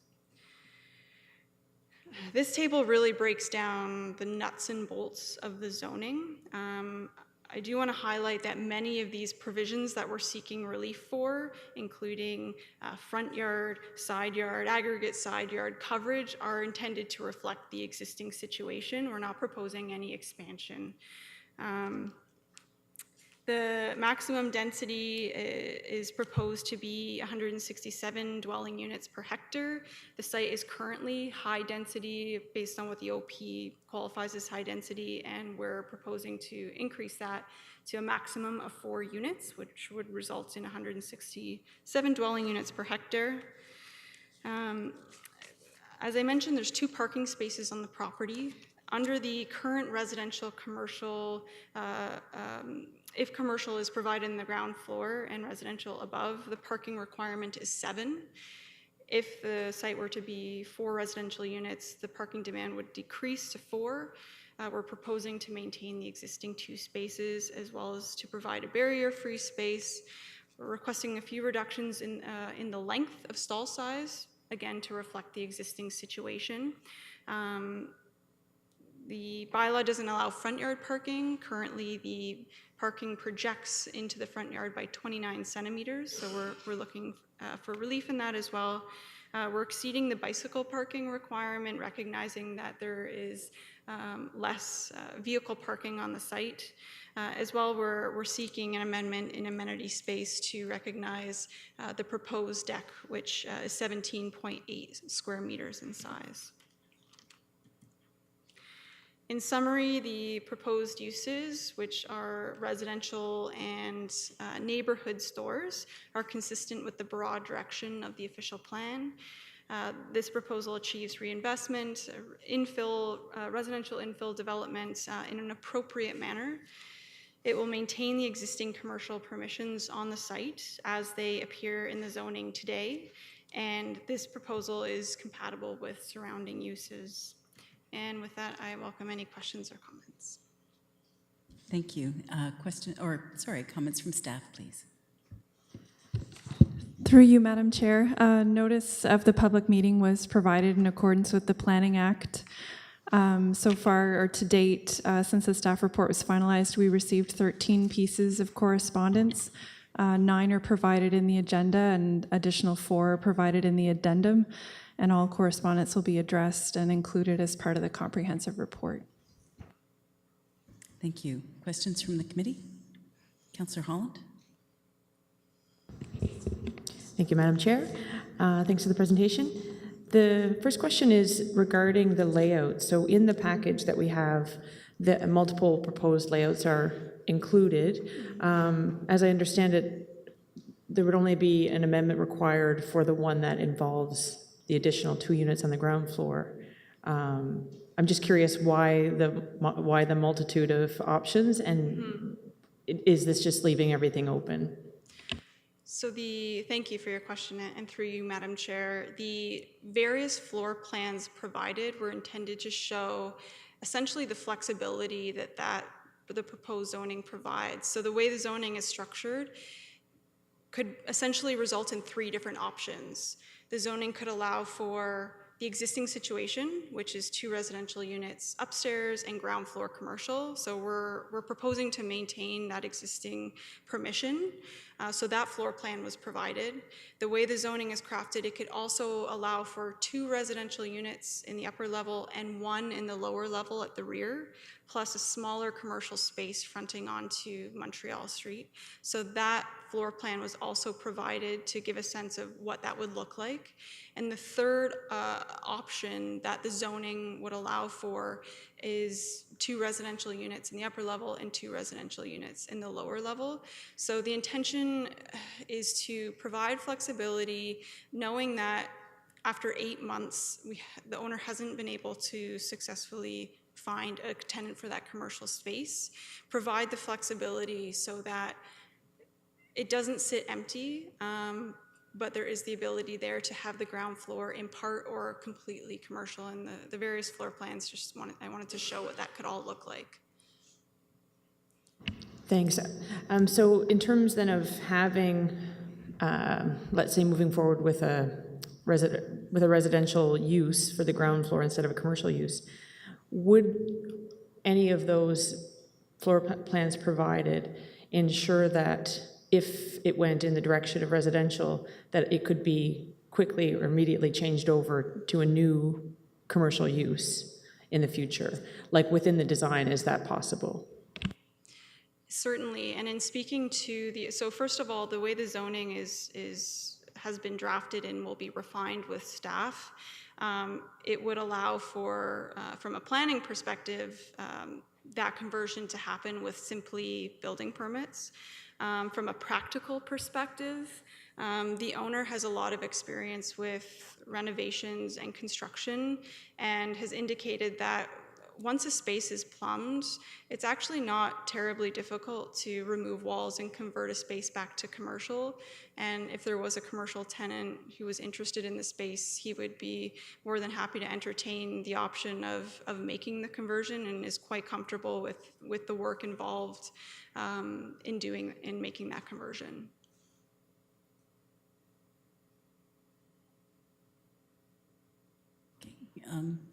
Okay, Councillor Neal. Thank you. I've received some correspondence from the immediate neighborhood, as we all have, with a concern about the potential future loss of opportunity for commercial space. And both our secondary, North Kingston secondary plan and our OP, as you mentioned, that was just approved, recognizes this as a prime neighborhood commercial area. I guess my concern, and perhaps you can speak to this, it's all well and good to say that, yes, we could temporarily do residential and always convert it back, but tenants have rights as well. And once it becomes residential, it may not be easily vacated to allow for potential commercial in future. And my other concern is, you mentioned other potential uses that aren't on that kind of short shopping list of uses that are now recognized and within the zoning. Wouldn't it make sense now that you're going through with this zoning, and I look to staff to help answer this, to expand that list so that there's a greater potential for commercial use on the property? I mean, this was drawn up many years ago, and there are a lot of other potential commercial uses that, with an expanded list, might be feasible on that site. Perhaps you could speak to that. So I'll start with that one perhaps and work backwards. I think we would certainly be open to the idea of broadening that list of permitted uses in order to attract a wider range of commercial tenants that would currently fit within that scope of the neighborhood store definition. In fact, there's actually been quite a bit of interest in the space from users who are office space users, several not-for-profits who have been interested in occupying this space for office use, several healthcare practitioners, I think a doctor and potentially a physiotherapist have also expressed interest in the space. Office uses aren't currently permitted, and we actually sat down with staff in the middle of the process, given that interest and the desire for the owner to have some sort of commercial tenant in the ground floor. We looked at, the viability of putting office uses within that definition. And we all agreed that it would be great from a compatibility and a community perspective, but there simply isn't enough parking on site to support the demand that would be generated by office uses, which is significantly higher than residential and neighborhood commercial. So we did look at that as an option. From a more of a retail perspective, certainly we'll go back and look at that list and see if it might be appropriate to add to it to attract more broader range of prospective tenants.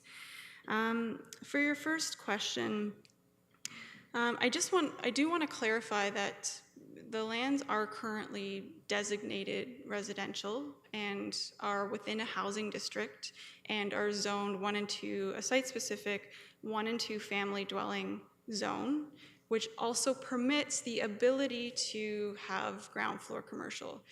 The site isn't required to have ground floor commercial. In fact, currently within the existing zoning, the building could be entirely residential. 1 unit upstairs, 1 unit downstairs, or a mega 1 unit, which isn't realistic. So again, I want to stress that the lands are designated residential. There are certain areas of the city where we are seeing policies that are requiring ground floor commercial, particularly in the downtown on Princess Street and in certain sections of Williamsville. You raised the North Kingstown secondary plan, which is just about to start the second phase of work, which will look at include a land use study, and potentially down the road, when that secondary plan comes into effect, we might see a requirement for ground floor commercial on Montreal Street. But we can't assess planning applications based on policies that aren't yet in effect. So based on the current policy and regulatory framework, what's being proposed, in my opinion, is appropriate. Thank you. Thank you. I have a question. Would the commercial and residential zoning permit a live-work situation? So someone could actually have a small commercial shop at the front and have their residents behind? Well, yes, you could. The way we've structured the zoning is that we could have a portion of the ground floor, particularly the portion fronting onto Montreal, be commercial space. And I'm sure there would be opportunities for, and in that case, the rear of the ground floor would be, could be a residential unit, in which case the owner of the commercial space could occupy that unit. I think maybe what you're referring more to is home occupations, where it's more of a home-based business potentially, which I'd have to double check to see if that's permitted in this zone, but certainly the owner of the commercial space, there would be opportunities for them to live in the building. Okay, thank you. I would like to open this public meeting to members of the public. Are there people who would like to give opinions and speak? Okay, sir, if you'd like to come to the microphone.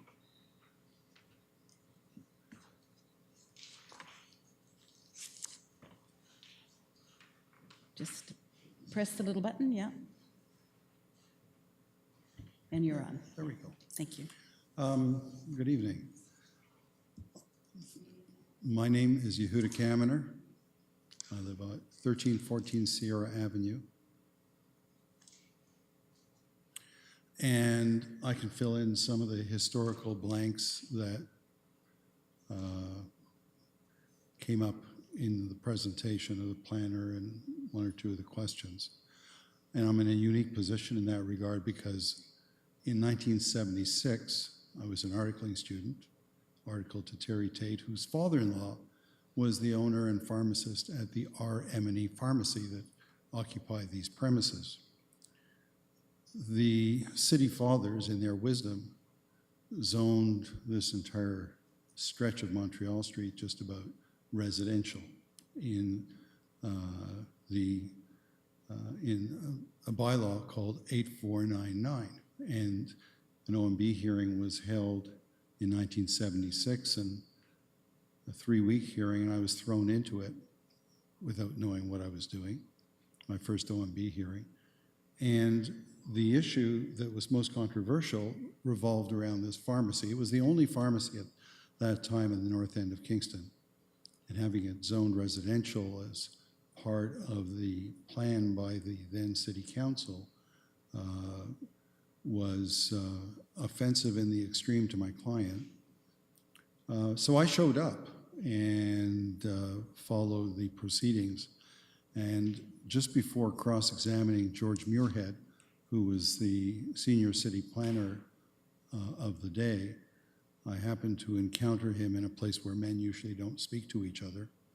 And he said, "Sonny, ask me these 3 questions when you cross-examine me." And I did. And it turns out that George Muirhead had a very different vision for that part of the city, very contrary to city council, and his opinions hadn't been adopted. Suffice it to say that because of the poignancy of having the only pharmacy there, the OMB, I think there were 3 members, it was a 3-week hearing, adopted that as the golden standard for our community.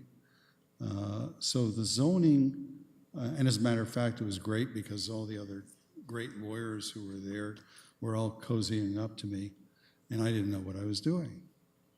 But the point is that the representation of that part of our city is a little misleading in that it is not really residential.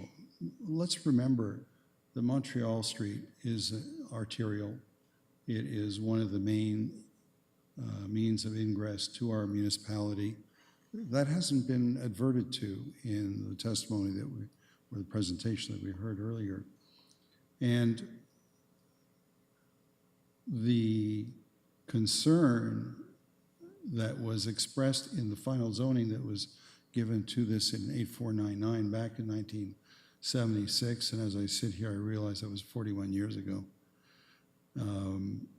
The concern was to maintain a fragile commercial neighborhood commercial use and to make sure that it was preserved for the distant future. Now planning changes, and I recognize that, but this area hasn't really changed. And I guess when I look at what review is planned, the secondary plan, in my opinion, and the only submission I can really make is that this seems to be premature, that there are opportunities for commercial tenants, that this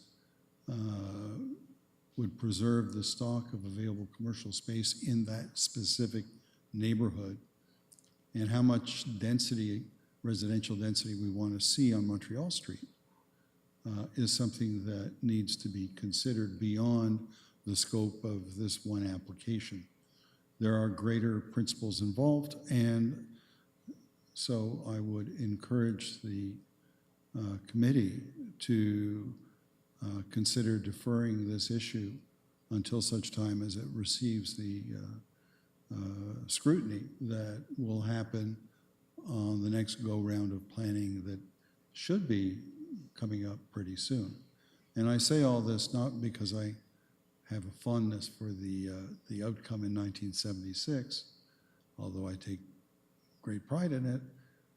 I think that when we take steps such as these, the historical part is important.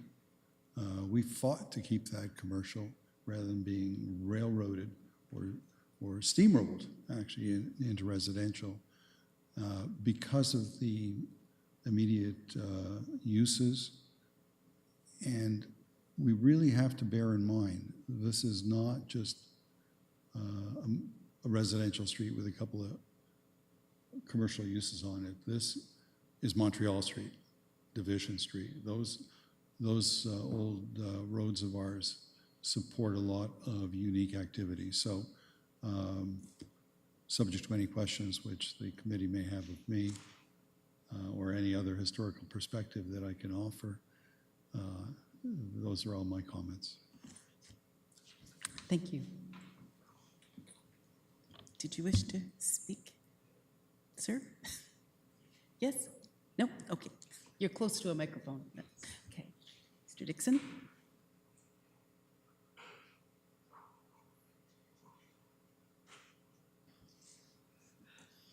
Yeah, thank you, Madam Chair. I have no real objection to the material as presented by the planner, and the questions from members of council serve to bring out more detail. Certainly Mr. Kammener's insight is very valuable, and thank him for presenting that. We wouldn't have had that otherwise. I'm not sure if I entirely agree with everything that he said, though, because if you look at the area, in the time since that OMB hearing was held, 41 years, as he said, the Robert Meek School has closed, and that's about 2 blocks away. That's now the Boys and Girls Club headquarters, so a very good new use of that school space. But the fact that the school closed indicated that it was becoming less of a neighborhood for families with children who could attend the school, and it's really almost a student neighborhood in a lot of ways. I know that students do live in and near there, and a number of units with, say, 1 and 2 bedroom apartments. That is certainly going on, and it's just kind of part of how the city is changing in a lot of ways. There was a supermarket just around the corner, kind of like I'm not sure if it's a No Frills or if it's can't remember the name of it. They moved up into the King's Crossing area, and then that building was torn down and it's now vacant, right across from where the school used to be. So given that maybe there was less business from, say, less families living near there to actually support that. So it is a very complex question, and I want to thank the planner for her explanation on why the office space wouldn't have been an appropriate use just due to the lack of parking. Very good insight on that as a response from the question. So I'm just kind of offering this. The North Kingstown secondary plan, of which I've put material into and taken a strong interest in, they could see this going residential as a bit of a setback to having the area regenerated for small business. Certainly, right across the street, as the planner pointed out, the Elm Cafe is there, and that used to be a laundromat. Just down the street, there used to be a very busy pool hall, and that's kind of really gone as a business. It's not quite the same sort of neighborhood it used to be. I would say the neighborhood is becoming it's a little more spruce. It's more gentrified.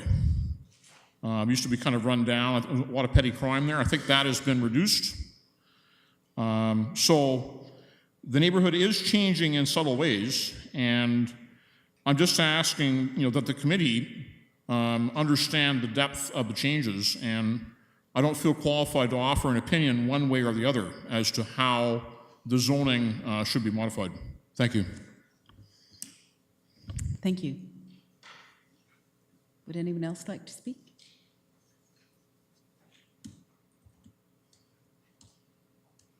Hi. Red button. There we go. My name is Matthew McCartney. I live at 281 Montreal Street, but I'm also owner and part principal of the Elm Cafe. And I just think it's worth noting that, well, there's a couple points that were brought up, just to poke a hole in some of them. But, I find it tough to come to terms with if we were to just keep the zoning as commercial, but actually put in a residential unit. If we're already struggling because of economic viability to get a tenant in there, the money that would be put and invested in the space to make it into a residential unit, that money, no one's going to walk away from that. You have to recoup the costs. So it just further reduces the economic viability of that venture. So where that really points and to is the access to bricks and mortar, entry, existing stock, commercial spaces. That's what made our venture viable, was low entry cost, existing stock to start a venture. And I think anybody who's been to the cafe, I'm not going to tune our own horn, but it seems to be doing really well. And it just manifestation of the neighborhood. We opened the door and people just showed up. It's incredible. People live there. They're taking interest in it. A lot of our neighbors, I think 13 pieces of correspondence have been put in. So I think that in itself speaks to the fact that there's people there. They're desperate for services. I think, not that I want to shoot down the whole application, but I think that, I would be willing to talk about, I think if we were to take the square footage of that space, I think it projects, if you use it as an office, it's 30 parking spots.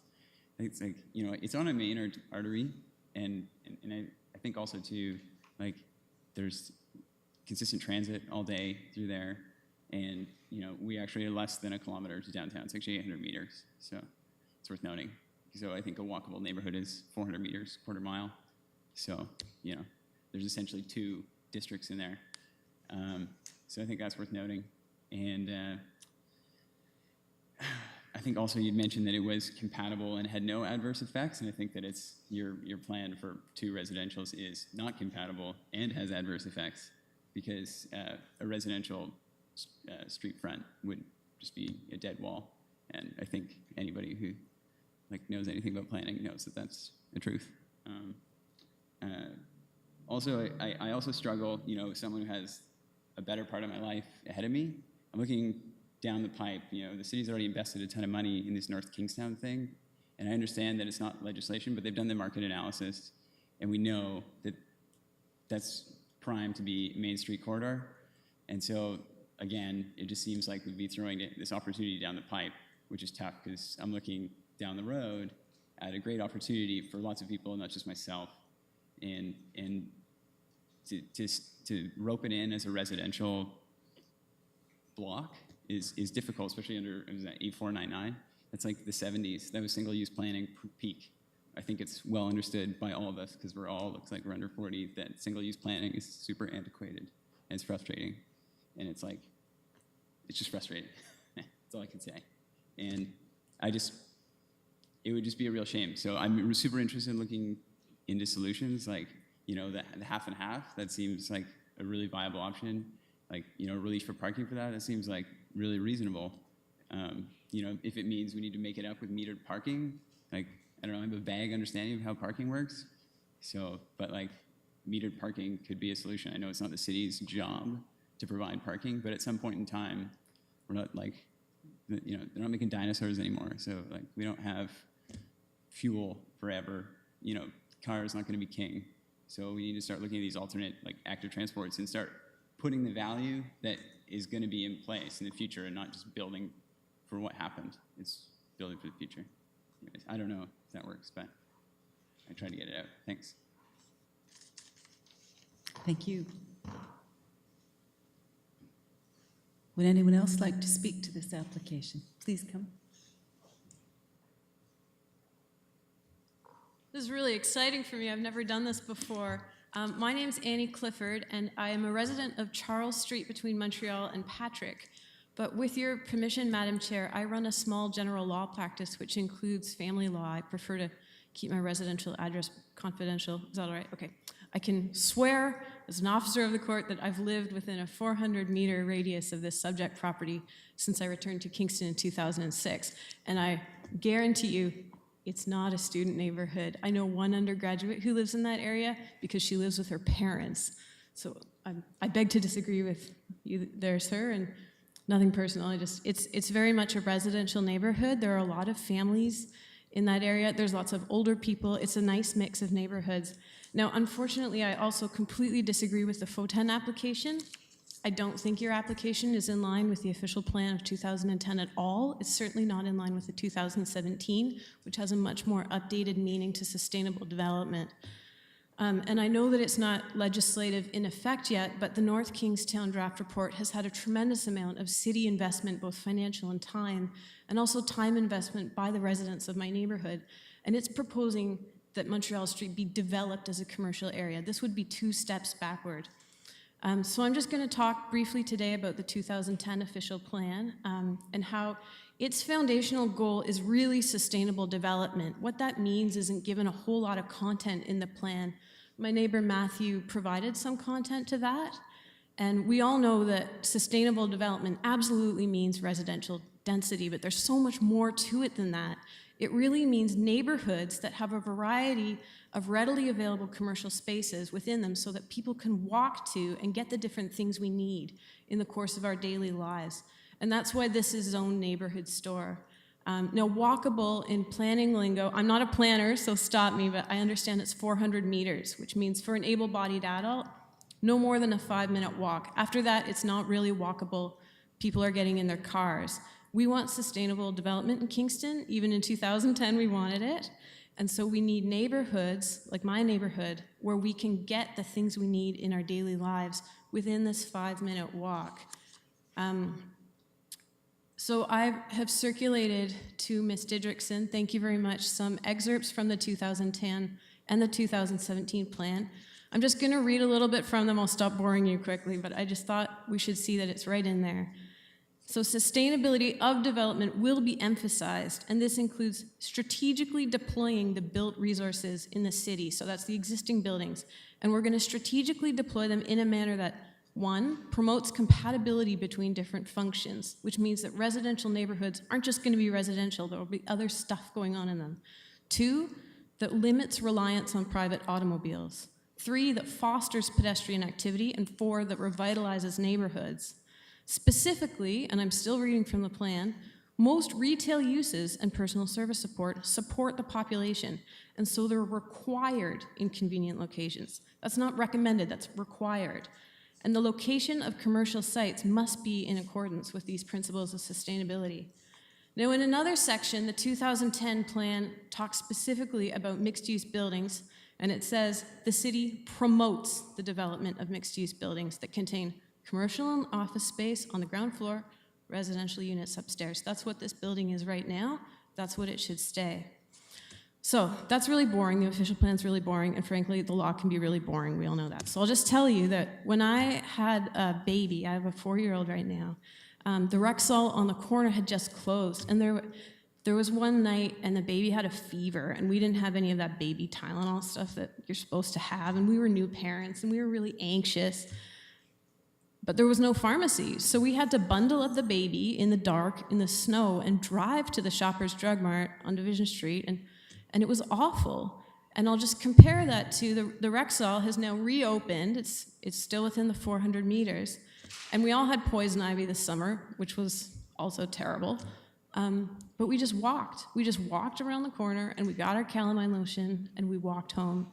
And it was so easy, and it was so stress-free, and that's exactly what the goal of the 2010 official plan is that easy, walkable access to the daily needs of neighborhood residents.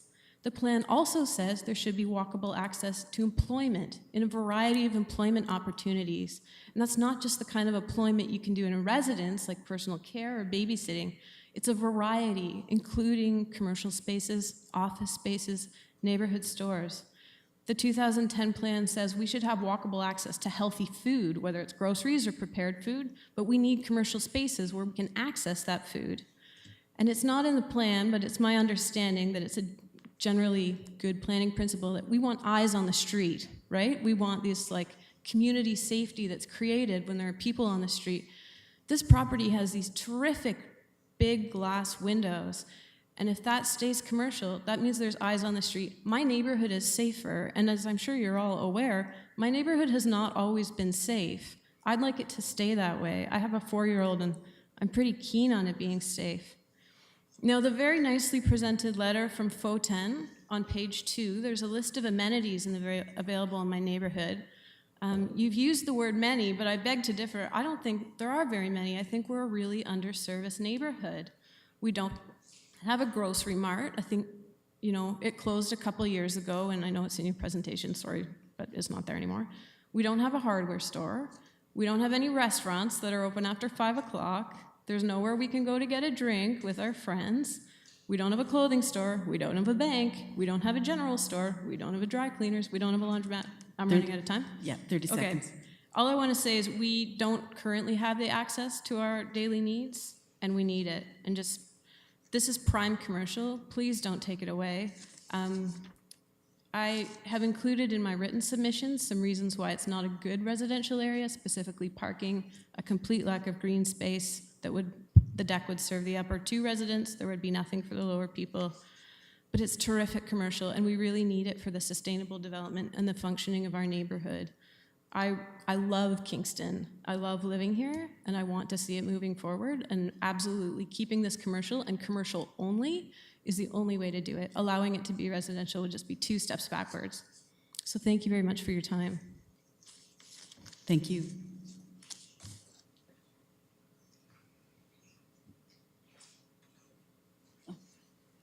Is there anyone else who, yes, sir.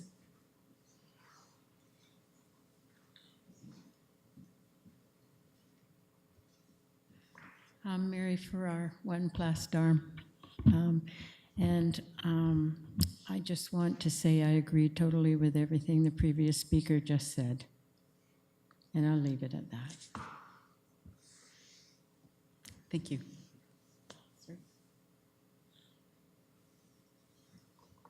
Just quickly, more of a question. Sorry, my name is Ian Arthur, and I live in the neighborhood on Stephen Street, and I work downtown, and I bike by the building every day on the way to work.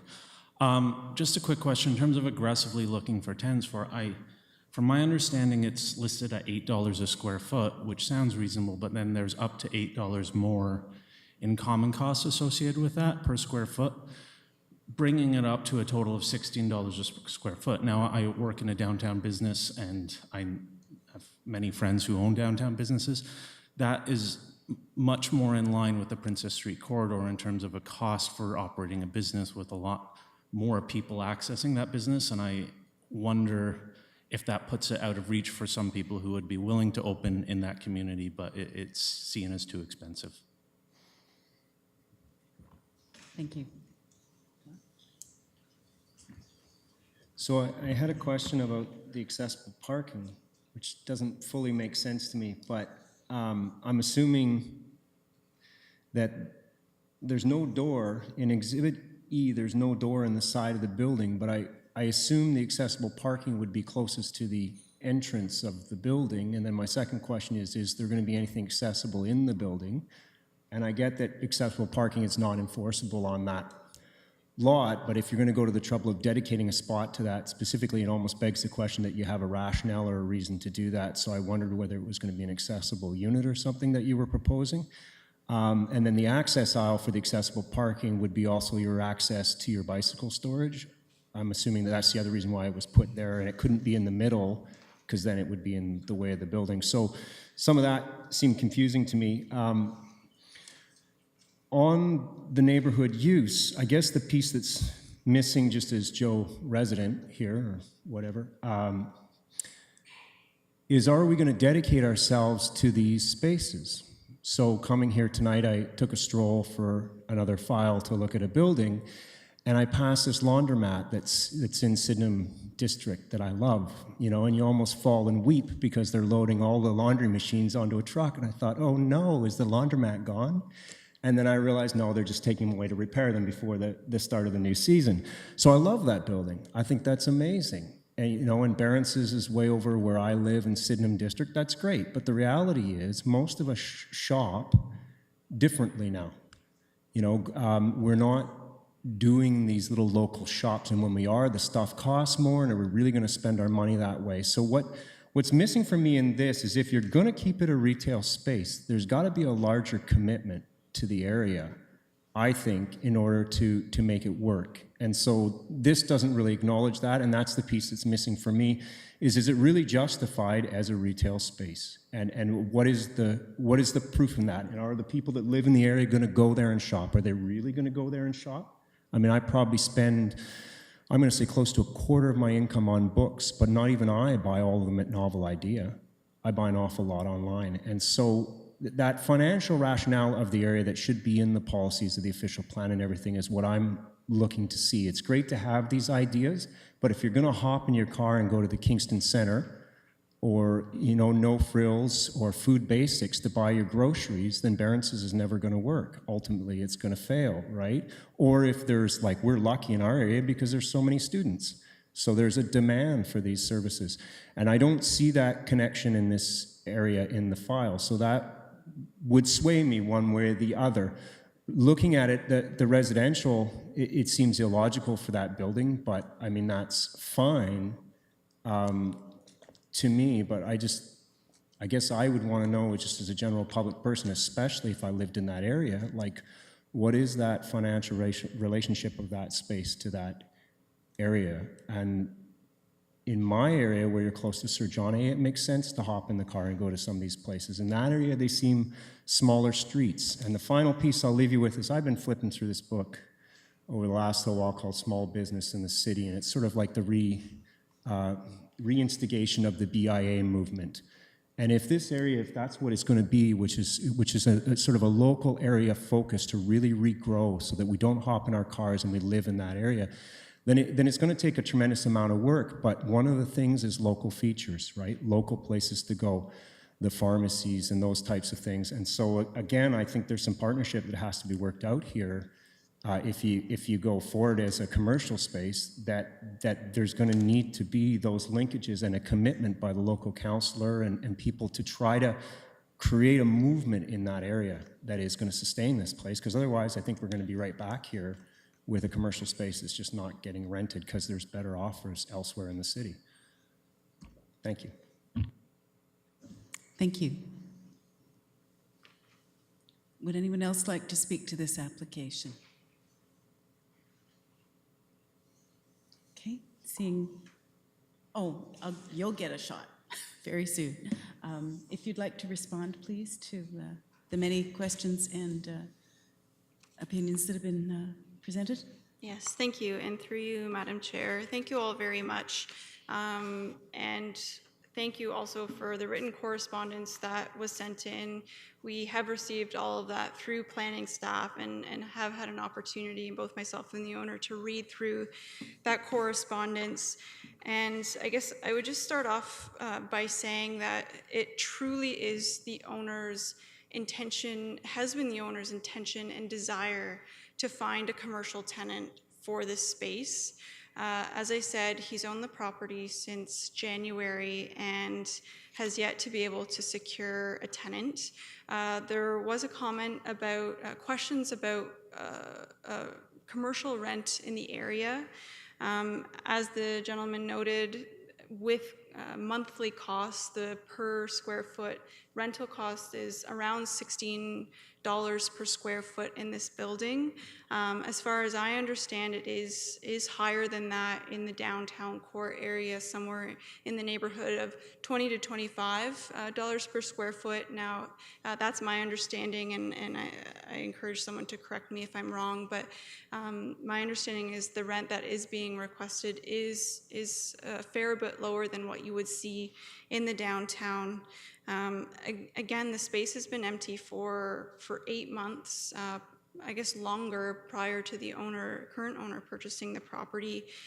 And really what we're trying to achieve here is to provide some flexibility so that we can have an empty storefront at least occupied until such time as there is a demand for that space to be occupied by a commercial tenant. And I appreciate your concerns regarding the practical ability to make that conversion back after if residential units were to be developed there, and we appreciate that concern and acknowledge the rights of that tenants do have and how that can play into the ability to convert it back. Again, I just want to emphasize that the site is not currently required to have ground floor commercial. It's zoned to allow for it. The building could be entirely residential right now within the existing zoning. And I know a few people have mentioned the North Kingstown secondary plan. Phase 2 is about to start, in which there is a land use study that will look specifically at whether we need to see some of the land along Montreal Street designated specifically for commercial purposes, or at least to require that mix of uses. In speaking with the planner, with the city who's leading that project, I understand the secondary plan will likely be implemented through an amendment to the official plan in about 18 months to 2 years from now.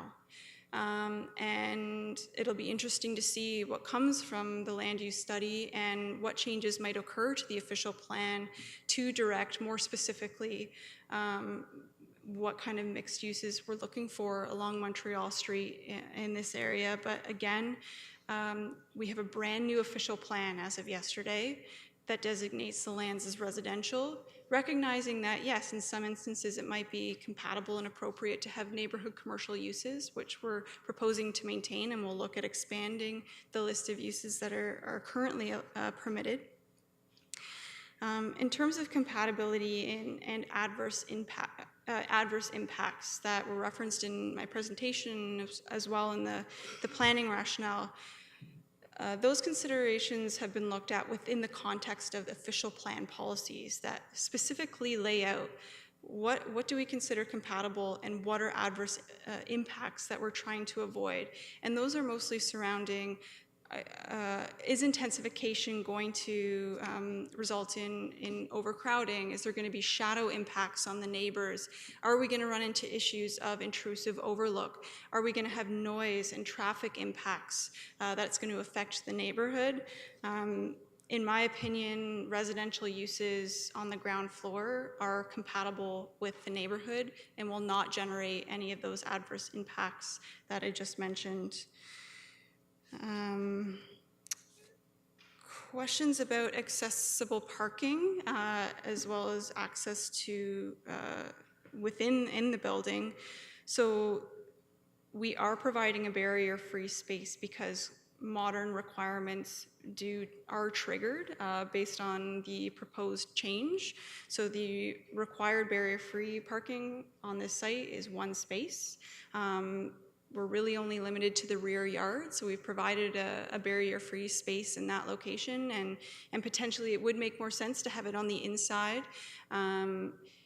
Yes, the drive aisle might be shared for providing bicycle access to those bike parking spaces in the rear, but it's only expected that that aisle would be required for those visiting the site who are having mobility issues when they're entering and exiting the vehicle. And it's not uncommon for us to combine that drive aisle for pedestrian and bicycle access throughout a site. So regardless of whether the ground floor would be residential or commercial, the owner does intend to add an entrance and windows along that Charles Street frontage. Currently, the ground floor is a completely blank wall, so there would be an entrance that could conceivably be completely barrier-free at the rear of the building on the Charles Street side, which would actually serve that barrier-free space quite nicely. Again, concerns that this is premature given the planning process that's being undertaken.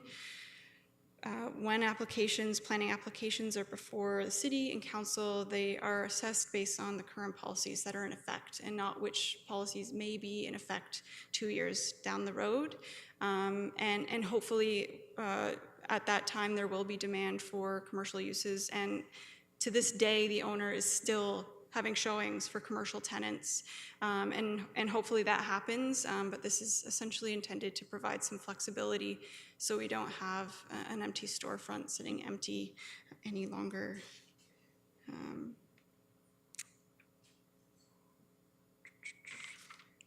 Just don't want to miss anyone's comment. I hope that covered most of the main themes. But again, if there are any further questions or concerns, I encourage you to go through the city planner, and we can certainly begin that conversation and hopefully answer any questions or concerns. And thank you very much for your feedback. Much appreciated. Thank you. And Councillor Holland? Thank you, Madam Chair. So this question, I guess, is for staff, comment and question. In the early days of our term, when we undertook the strategic planning process, we each had an opportunity to put various sticky notes on walls, and one of the ones that I chose was greater commercial development along Montreal Street. And the main reason for that is because the district that I represent, part of it at least, accesses the downtown through Montreal Street.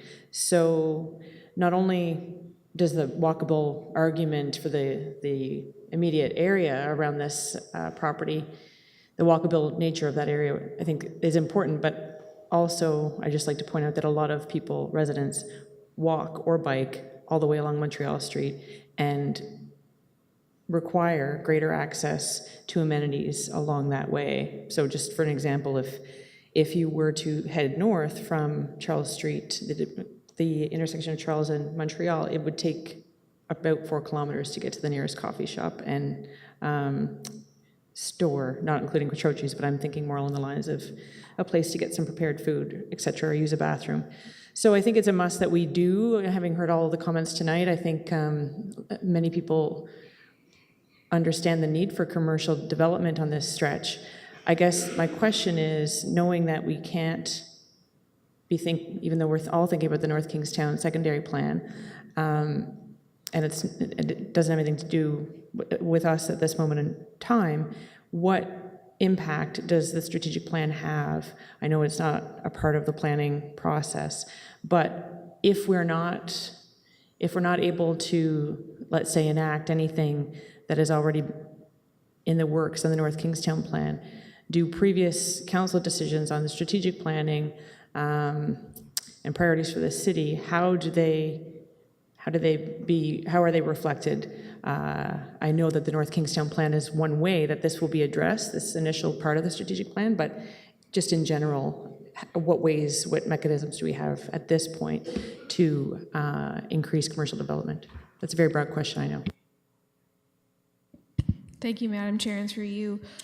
So as the applicant's planner has discussed tonight, the task that the city has before it is to review the planning application, and you have to review it against the policies that are in effect at the time that the application is filed. So we don't have the ability to evaluate the proposal against what we are thinking the policy framework is going to be coming out of the visioning exercise.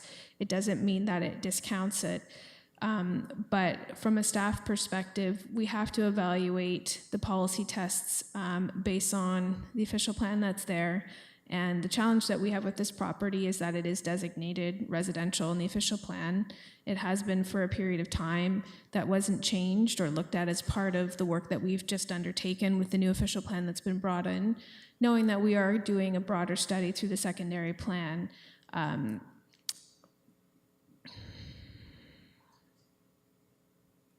Because it is designated residential in the official plan, and Jen spoke to some of this before, there are limitations to what types of restrictions that we can put in place and what types of commercial uses would be considered appropriate and compatible. So staff has to work within what those limitations are. So some of the larger, more intensive commercial uses that were suggested, because it's designated residential in the official plan, that only contemplates more of a neighborhood commercial level of commercial use. So that's the reason why the commercial uses that are suggested are ones that fit within the official plan designation, or else we'd actually be looking at an amendment to the official plan on top of a zoning application. So that sort of puts it into context.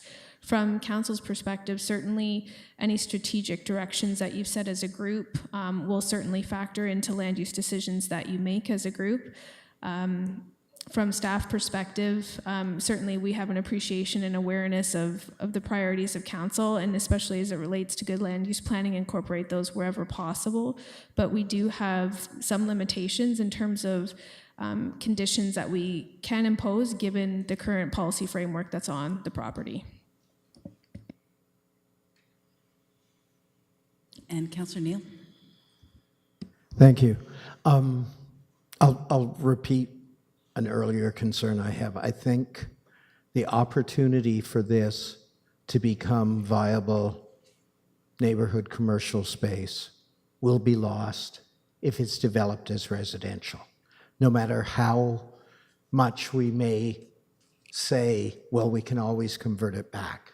Once it's residential, I think the owner would be hard pressed and wouldn't have much motivation to put it back to commercial. I really, really hope that we take a 2017 view of what might be viable commercial uses on that property. And I don't know if the owner's here, but I'm sure you'll take back to him the very strong message from some members of this committee and the community that really, really want to see commercial storefront along that stretch. And I'm thinking to myself, I don't know, some of these perhaps would be viable, would be acceptable, but there's a lot of younger people moving into the neighborhood. Could a yoga studio go into that space? Possibly it wouldn't fit with the existing, or a dance studio, or an internet cafe or something that could go into there that was never even conceived of in 30 years ago when this zoning took place. 40 years ago, yeah. So I hope that message gets heard and that we really, really look for viable commercial uses along that storefront area. Thank you. Thank you. Thank you. That's very valuable input. And I can say that the owner is here tonight and has heard all of the comments and has read all of the correspondence received. And we'll certainly go back and take a look at that list. And as you say, maybe bring it into the 21st century and make this a more viable commercial property. Okay, thank you very much. Thank you. I will now close that public meeting and open our fourth public meeting, which is application for official plan and zoning bylaw amendment, 225 King Street East, Frontenac Club Inn. Okay, we can have our presentation. Please go ahead. Okay. Well, thank you and good evening, Madam Chair, members of the committee, staff, and members of public. My name is Mike Keane, and I'm a land use planner with Foten Consultants. And I'm here tonight to present to you an official plan and zoning bylaw amendment for the Frontenac Club Inn. So you'll be familiar with this property, particularly when I bring up the next slide. But this property is located at the corner of King and William Streets. It's right where Williams, or rather downtown, and the old Sydenham collide, so to speak. It's an area where the residential and the commercial uses blend. And it's an area that's obviously well served by the city's transit system. It's a site that is part of the downtown, it's part of the harbor front, part of the commercial uses that have existed in downtown Kingston for a long time, and it is part of the BIA area. So this property, the Frontenac Club, has been in existence for a long time. It's a designated heritage building. I've just kind of put a few points up about its history, starting with a bank back in 1845, used as a private men's club for a number of years. And then around 1934, it was converted to apartments. And from 1994 to 2000, there was a number of uses. I've just listed a few, like daycare and dental office. There were general offices and other men's club. It's had a long history. And then about 17 years ago is when it really became known as the Frontenac Club Inn. And that's when we started to see the facility used as an inn with the meeting facilities, the restaurant, and the special events venue. And the property is really consolidated over the years, so it ranges from 1 to 3 stories. And I think some of the critical points for the folks in the room to note is that there's no actual change proposed to the building or to what's happening on the site. So when we look at the building now, this is really the picture that you're familiar with, knowing downtown. And what I've kind of noted is that there's no change proposed, and largely this is because the use that's there today, the inn, it works. But right now it's in an old B zone and it's in the residential designation, even though it's long been a commercial property. So the proposal before this committee tonight is to bring the property into the downtown properly through the official plan by amending it and through a zoning bylaw amendment as well. So in terms of a little bit more functionality of the site, there is parking on site, but as a commercial use downtown, parking for commercial uses is not required. The inn itself presently contains 16 rooms and an owner's suite and meeting rooms and a little restaurant if you've been in there for any of the special events that they've held in recent years. And the former owners noted how about 25% of their guests on average arrived by either train or plane. The site itself has 14 parking stalls that would officially meet the bylaw requirements, but it's a gravel site, so it's hard to mark it out. It's not uncommon for there to be many more than 14 cars on the property. The new owners are proposing only minor renovations to the property, really to just restore, some of the things like dry rotting windows, repointing stones, the stonework, chimneys, and the roof. And as I noted earlier, this site has long been a member of the downtown BIA, and it's levied accordingly. So the entire intent of this application is to normalize both the present and the historic uses that have existed on this property. So as I noted in the official plan, and this is consistent with whether we're talking 2010 or the one that was just actually comes into effect today, because yesterday was the last day of appeal. The residential designation is maintained at the current time, and so residential designation doesn't really anticipate an inn, a hotel, the types of uses that we expect in the downtown central business district. So this official plan seeks to amend that designation and bring it in. And you can see from the map, like the central part, you can see how we're just right on the edge. Like half the block is downtown, but the King Street half is not, even though we're really starting to mix the commercial and the residential properties at this location. So in terms of why is it appropriate to do this, we have to look at the strategic policy direction of the official plan. And there's a series of tests that we have to meet related to compatibility and dealing with mitigation of possible adverse impacts. So when we look at all those tests, and they're outlined in detail in my planning report, I find that it passes the test. And that the designation, one of the primary reasons the designation change is appropriate is the site's location, the history of the use, the fact it's long been part of the BIA, and the fact it's really directly touching the central business district designation. I'm sure most people thought it really was part of the downtown. So it's normal, it makes sense.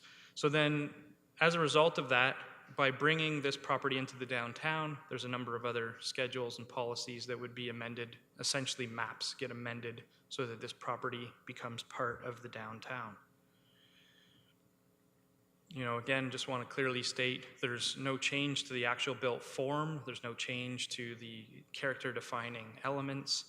And so ultimately, there's no change to the fact that it's a heritage building and it will remain. And largely because of the heritage building, that's going to impact the types of uses that could ever come to this property.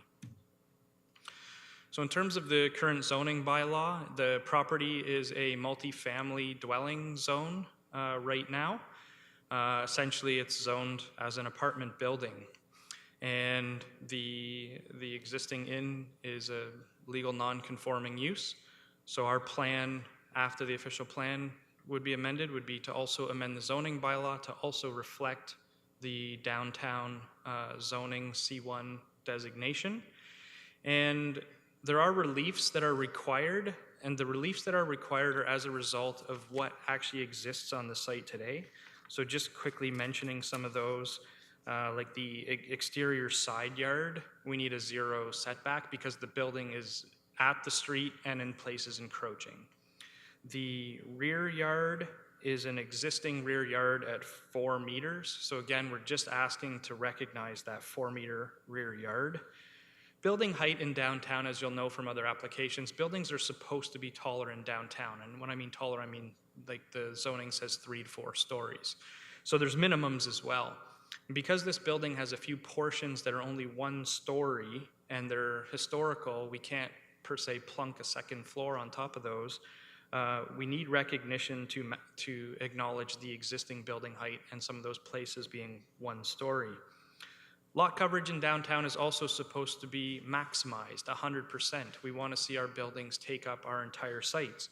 This building takes up approximately 40%, and again, heritage nature of the site, we don't really want to see the backyard filled in with a building, so the zoning would acknowledge that existing built form. This list is from the C1 zone. However, there are a number of uses that are already removed from the list that are not part of it as a result of our review that we thought they should be removed from the site-specific zone for this property.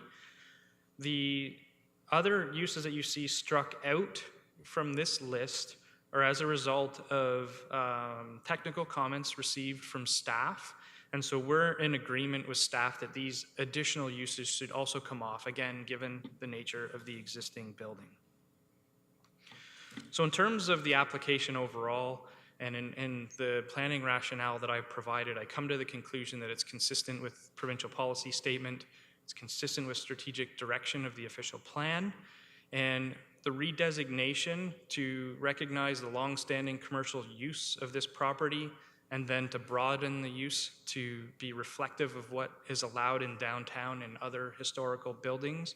It makes sense, doesn't require altering the building. It normalizes what's been going on the site ever since it was built. So as a result, an official plan amendment is appropriate. And following in the official plan amendment, a zoning bylaw amendment would also be appropriate. Acknowledging the existing uses, or rather existing building footprint, and then tightening up those uses that are more broadly allowed downtown, but would be tightened in terms of this site. And I can tell you that the current owner looks forward to taking over the inn and fixing up the building, all in line with heritage permits and whatnot, and continuing the inn as it's been operating at least since 2000. And I would be pleased to entertain any questions of the committee and the public. Thank you very much. Could I hear from staff, please? Thank you. Through you, Madam Chair. Notice for this public meeting was given in accordance with the Planning Act, including both on-site signage and a mail-out that went out to 98 property owners within 120 meters of the site. To date, we have received only one inquiry with respect to the application, essentially someone just seeking some more information about the application. Certainly any comments that we get in writing or at tonight's meeting will be addressed in the comprehensive report. Thank you very much. Questions from staff. Councillor Neal?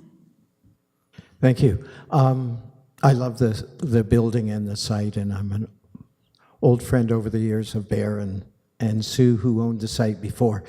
I appreciate that the primary, as I understand it, the primary intent of this request for OP and then zoning amendment is to recognize the existing reality of this very valuable heritage site and to recognize perhaps some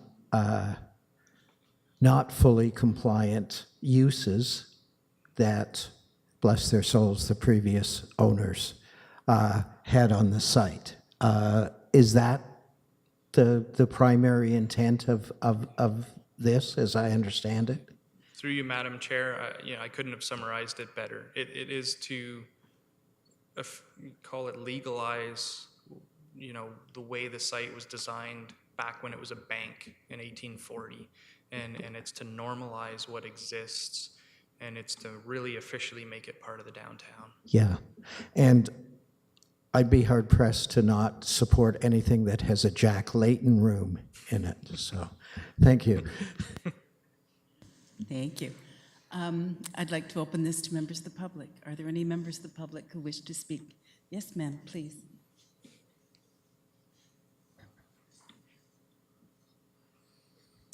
Curiosity brought me here. My name is Martha Vosper. My grandmother bought that building in 1934, and I opened a daycare center there in 1983. As far as I know, my grandfather died before my grandmother owned the building, so there was never a dentist's office there. There were no other offices ever used. The building was sold to Baron Susan, and it did become a bed and breakfast. Because a daycare center is seen as educational, it was allowed the non-conforming in its use. It is a beautiful building. It deserves to be used well. My concern is not so much for whether it's part of the BIA or not. My concern is for the elderly people who live on the other side of the street, who live beside it, the housing along Earl Street, and the way in which we have a barrier to what I experienced living in many of the apartments at the Frontenac Club, which is the bars and the restaurants along Ontario Street. And because Johnson Street is one way going down.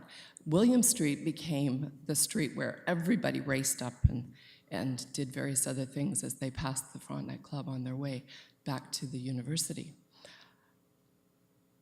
I just have concerns that if this building goes beyond its bed and breakfast usage, that it's going to create a lot more noise and it's going to create a lot more difficulty for the residents. King Street is a beautiful row of residential houses. It's been quietly for 20 years a bed and breakfast.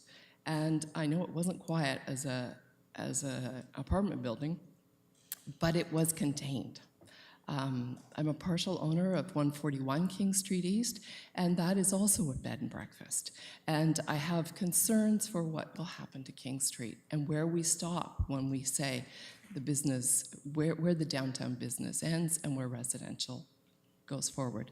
I'm not against this, but I'm just saying, let's be clear, this building has been residential up until 19 years ago or whatever. It did not have a dentist office. It did not have other offices. It had my daycare center in it.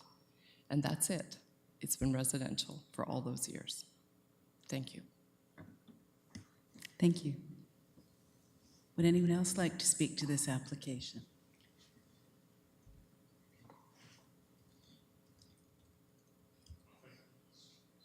Well, thank you, Madam Chair. Thank you for the presentation. So my own personal experience, I've had many enjoyable occasions there. It's a very interesting building, and people have rented it and hosted very interesting events there. So I enjoy the building. Its heritage features have been very well preserved and enhanced, I think. And I guess my only question is, we heard from the previous speaker more on the residential previous use aspect. And the question is, I'm wondering whether, as to whether apartments could be installed there under the current application, or if there are already other apartments there in addition to the bed and breakfast feature. Thank you. Thank you. Would anyone else? I just have a question about it, which actually relates to a totally different building downtown than I've ever understood entirely. But so we have this area that we designate commercial, and in it is St. Andrew's St. Andrew's Presbyterian Church, and it's zoned commercial. So in line with two speakers ago, I guess my question would be then, by making this switch and calling a building that has been entertaining residential uses, even if like a church that might entertain uses that are beyond its primary use, does this now all of a sudden open this building up to a totally commercial use in a fashion that is very different than its historic use, and that would be possibly a concern for some people? So to a lay person, the question for me is it the area that really defines the zoning, or is it the building itself that defines it? Because if it's the building, like it's a church that happens to be in a downtown core, then it's going to go a certain direction. If it's the area, then it's going to go in a totally different direction. And so to a lay person, I'd want a little bit of clarity about that, I guess. But anyway, thank you. Thank you. Would anyone else like to speak to this application? Seeing none, if you could reply. Okay, Please. thank you, and thanks for the comments.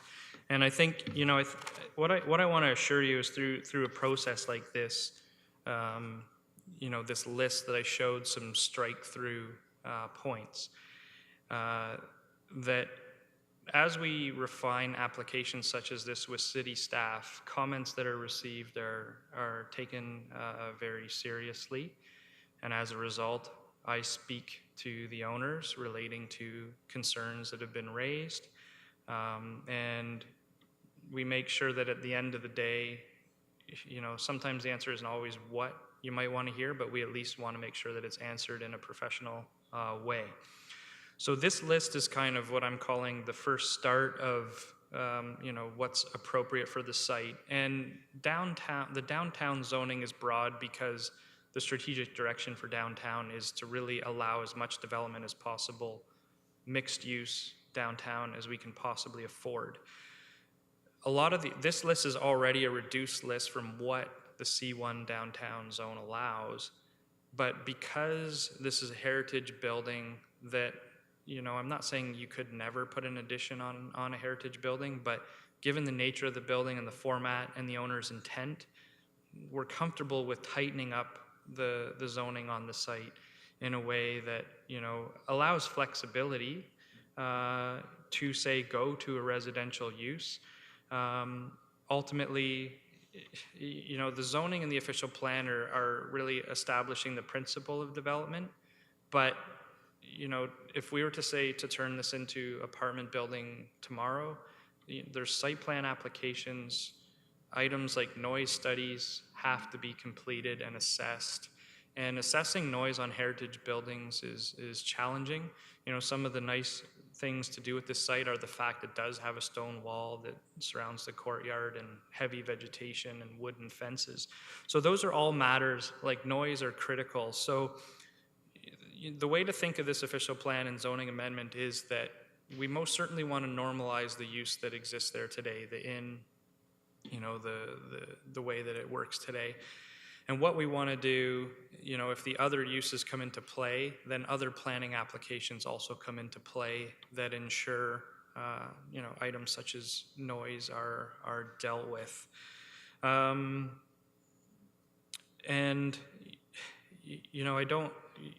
I'd have a hard time saying that this is an appropriate building to be part of downtown if I said the only thing appropriate for the site is the inn.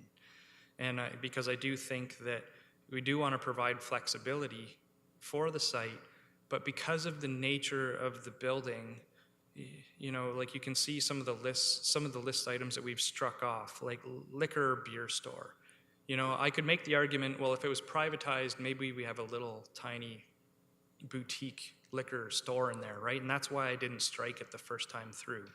But in the liquor and beer store as we know it, it's not going to that building. So we agree with staff, we remove it from the list. So, we're working with staff to ensure that what I would call technical matters are dealt with, so that when staff bring a comprehensive report out into the public forum and to this committee, it will be tied down with respect to how the site is serviced, why it's appropriate to consider some of these additional uses, and to deal with some of those mitigative impacts, such as changing the use to be, noise. And I mean, noise goes both ways. If we put residential use in there, we want to know the noises from traffic and things that surround the site and make sure that, the site is appropriately mitigated. So it works both ways, from the neighbors that exist and out. So it's in and out. I'm kind of grouping the questions together. So right now the plan is to run the inn. It will become apartments or something else if the inn doesn't work. And that's what we're trying to establish is the backup plan in the event that as the new owners have told me, what if we're bad hoteliers?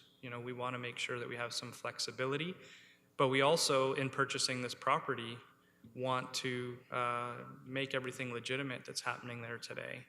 So that's really, hopefully like a broad way of getting at answering some of the questions, but if there's any redirect necessary from the committee, I'm happy to expand further. Thank you. Councillor Neal. One very quick question I meant to ask and it slipped my mind. When you showed the intention, I know that currently and previously the inn was paid a BIA levy because Susan was the chair for a period of the BIA. So now the BIA levied, is that just for that property or is it being proposed for a larger footprint?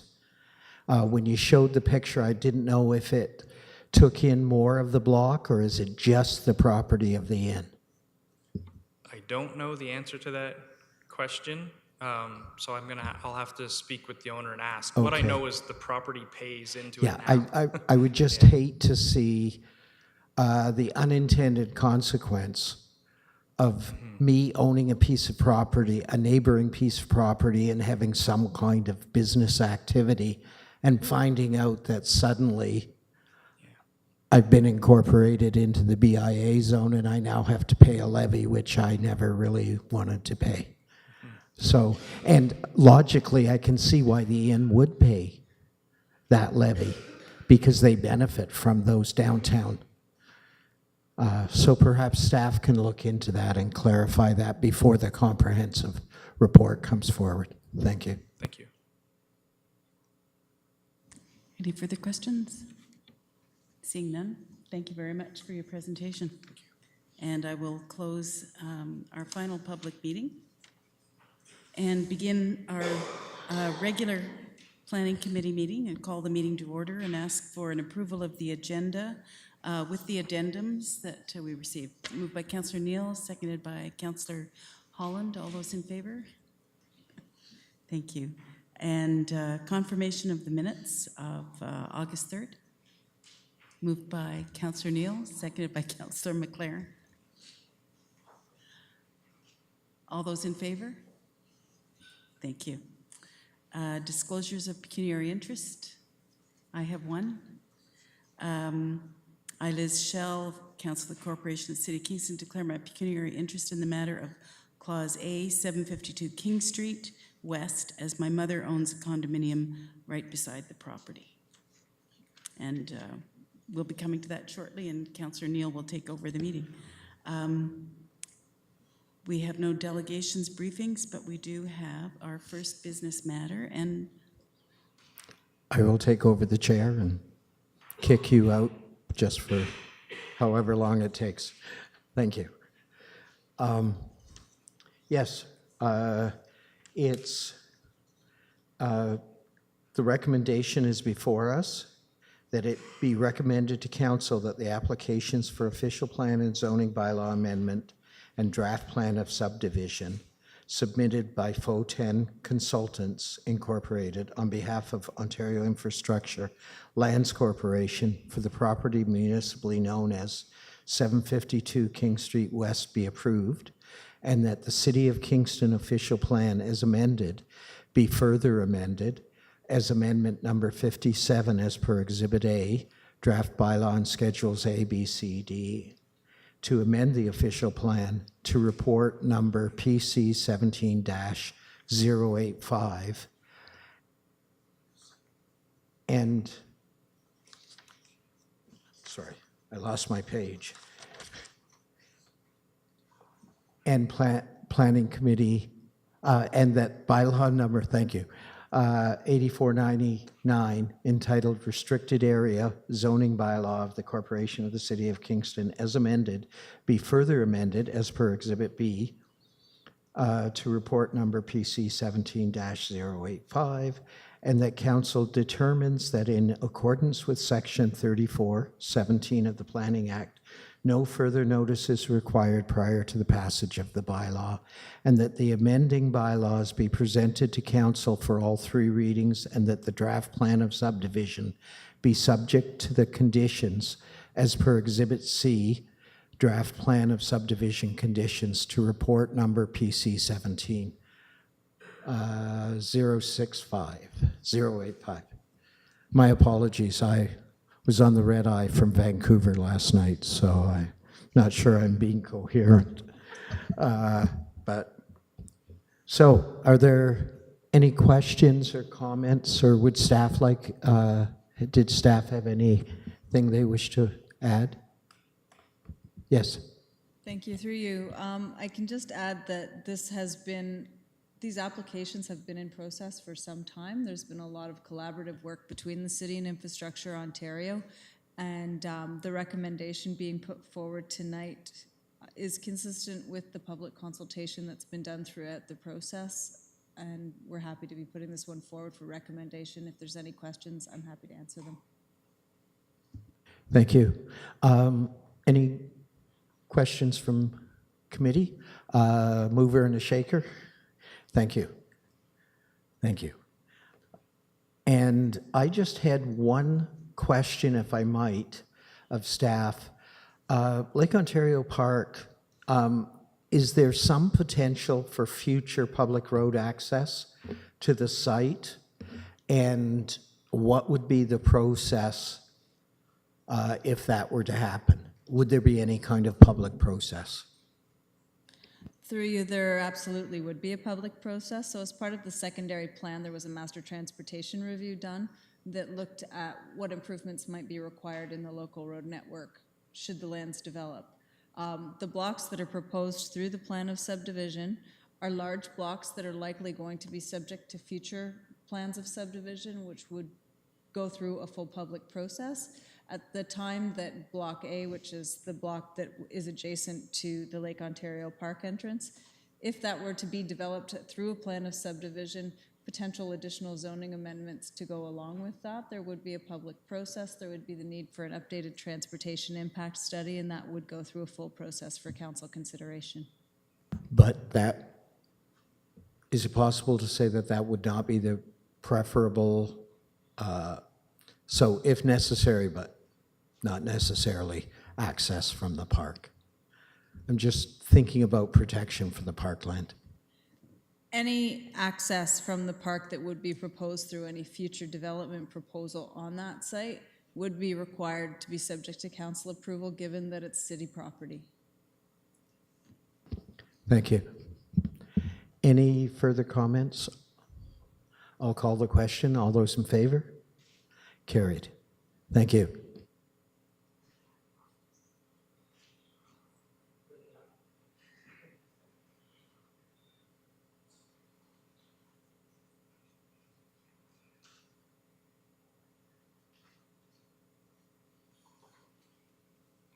Thank you.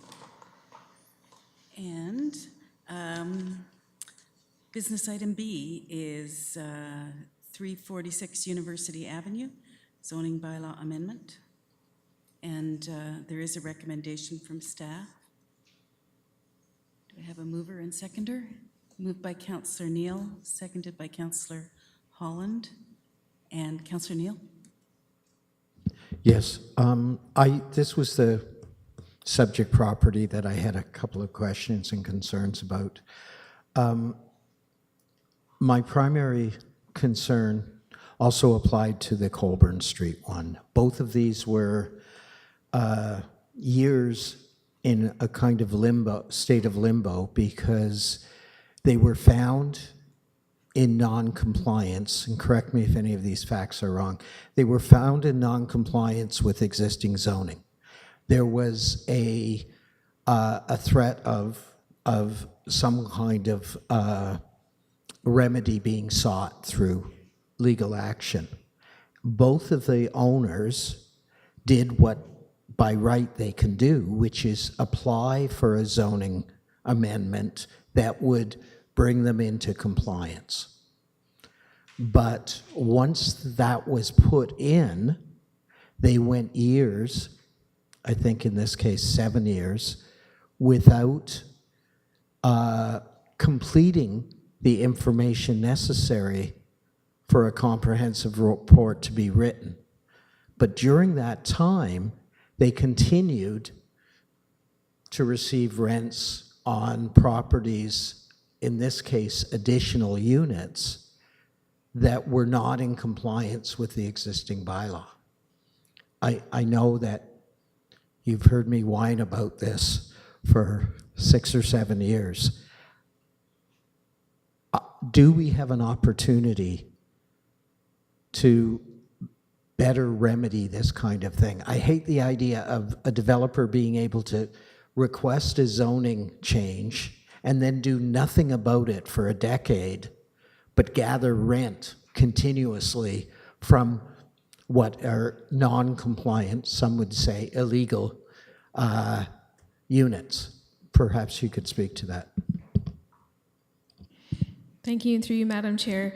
So your summarization of the two applications I think your facts are fairly accurate depicting what's happened. I would say that the time that we're in now with the council that we have and the staffing complement that we have, there's a much greater emphasis on enforcement of zoning and site plan issues than previously existed. I think from a resourcing standpoint, enforcement resources in the past were more focused on some of our other bylaw enforcement, property standards, yards, for example, but we're at a time where I think the expectation in around enforcement has changed significantly even since this term of council. My team in planning, building, and licensing, we're doing a complete overhaul review of our approach to enforcement with a specific focus on looking at how we can do better with respect to enforcing zoning, enforcing site plan, where we have lapses in applications due to a non-compliant situation or perhaps an illegal building situation, where we have more set out protocols and rules and guidelines in place that we can act upon and have those available so that people understand these are the parameters that we act within. If you don't fall within these parameters, then we have enforcement mechanisms, and then we have all of the things in place for us to enforce and then, if necessary, prosecute successfully. So we're putting all of those tools in place. We've certainly advanced the work quite a bit in 2017. We're hoping to finish some of it off at the end of 2017. You're definitely going to see some potential things in the budget that will be focused on these matters, and that is our plan going forward. Thank you. And will there be a specific prescribed timeline for them to complete their zoning application to bring them into compliance? So, I mean, I know that we have a number of days that we're required to respond to a zoning application. Can we have an enforceable timeline? Thank you, and through Madam Chair. So we are working on developing that now, as well with our site plans and some recent ones that you've had some communications with staff on, where we do have current language that's in our site plan agreement. The city has never aggressively pursued that in the past, but we are putting the tools in place to be able to address issues of chronic non-compliance in the ways that we have available to us. Thank you. The high school teacher in me wants to not reward inappropriate behavior. But what would be the outcome of voting no to this? I mean, the building exists. I guess I may on principle, which seems strange as a mover, I may in principle vote against it on a recorded vote, but I don't think I want it to fail. What would happen if it fails? Through you, Madam Chair, the recommendation being put forward is based on staff's review of the proposal. Based on our review in terms of the policy framework, the official plan, and the Williamsville zoning that's in effect in the area, our recommendation is supportive of what's being put forward. It's consistent with what's in the area and much actually lower in scale than some of the other recent projects that have occurred in the area. So based on our review, staff are supportive in putting forward a recommendation to support the project. Thank you. Thanks. I have a couple of questions. One is, this building actually meets all the building code requirements for being a rentable space. It's just they had too many of them, but it's legal in terms of people being able to live in them. And interesting, it seems this is one where we publicly know the buildings were built because they're new, and we publicly know how many units there are. And I understand where Councillor Neal's coming from, but in our city, I think we all know there are probably thousands of units that are actually illegal in terms of zoning and also illegal in terms of building permit, that humans shouldn't be living there because they haven't been signed off. by building inspection and fire inspection. So actually, that concerns me more. I understand why this is irritating, but in many ways, this is safer than what many people are living in the city that we're also going to start trying to deal with, I understand. So I can support this. I understand there are business people who will do this, but it is livable and legal in terms of building inspections. So I can be supportive of this, even though it's irritating. Thank you. It's irritating to the point that I will have a recorded vote against, but I hope it passes. So I will call the vote. All those in favor? Thank you. Recorded, Councillor Neal opposed. Thank you. And item C is 66 Earl Street, zoning bylaw amendment, and we have a recommendation from staff. Do I have a mover and seconder? Moved by Councillor Holland, seconded by Councillor Neal. Comments or questions? All those in favor?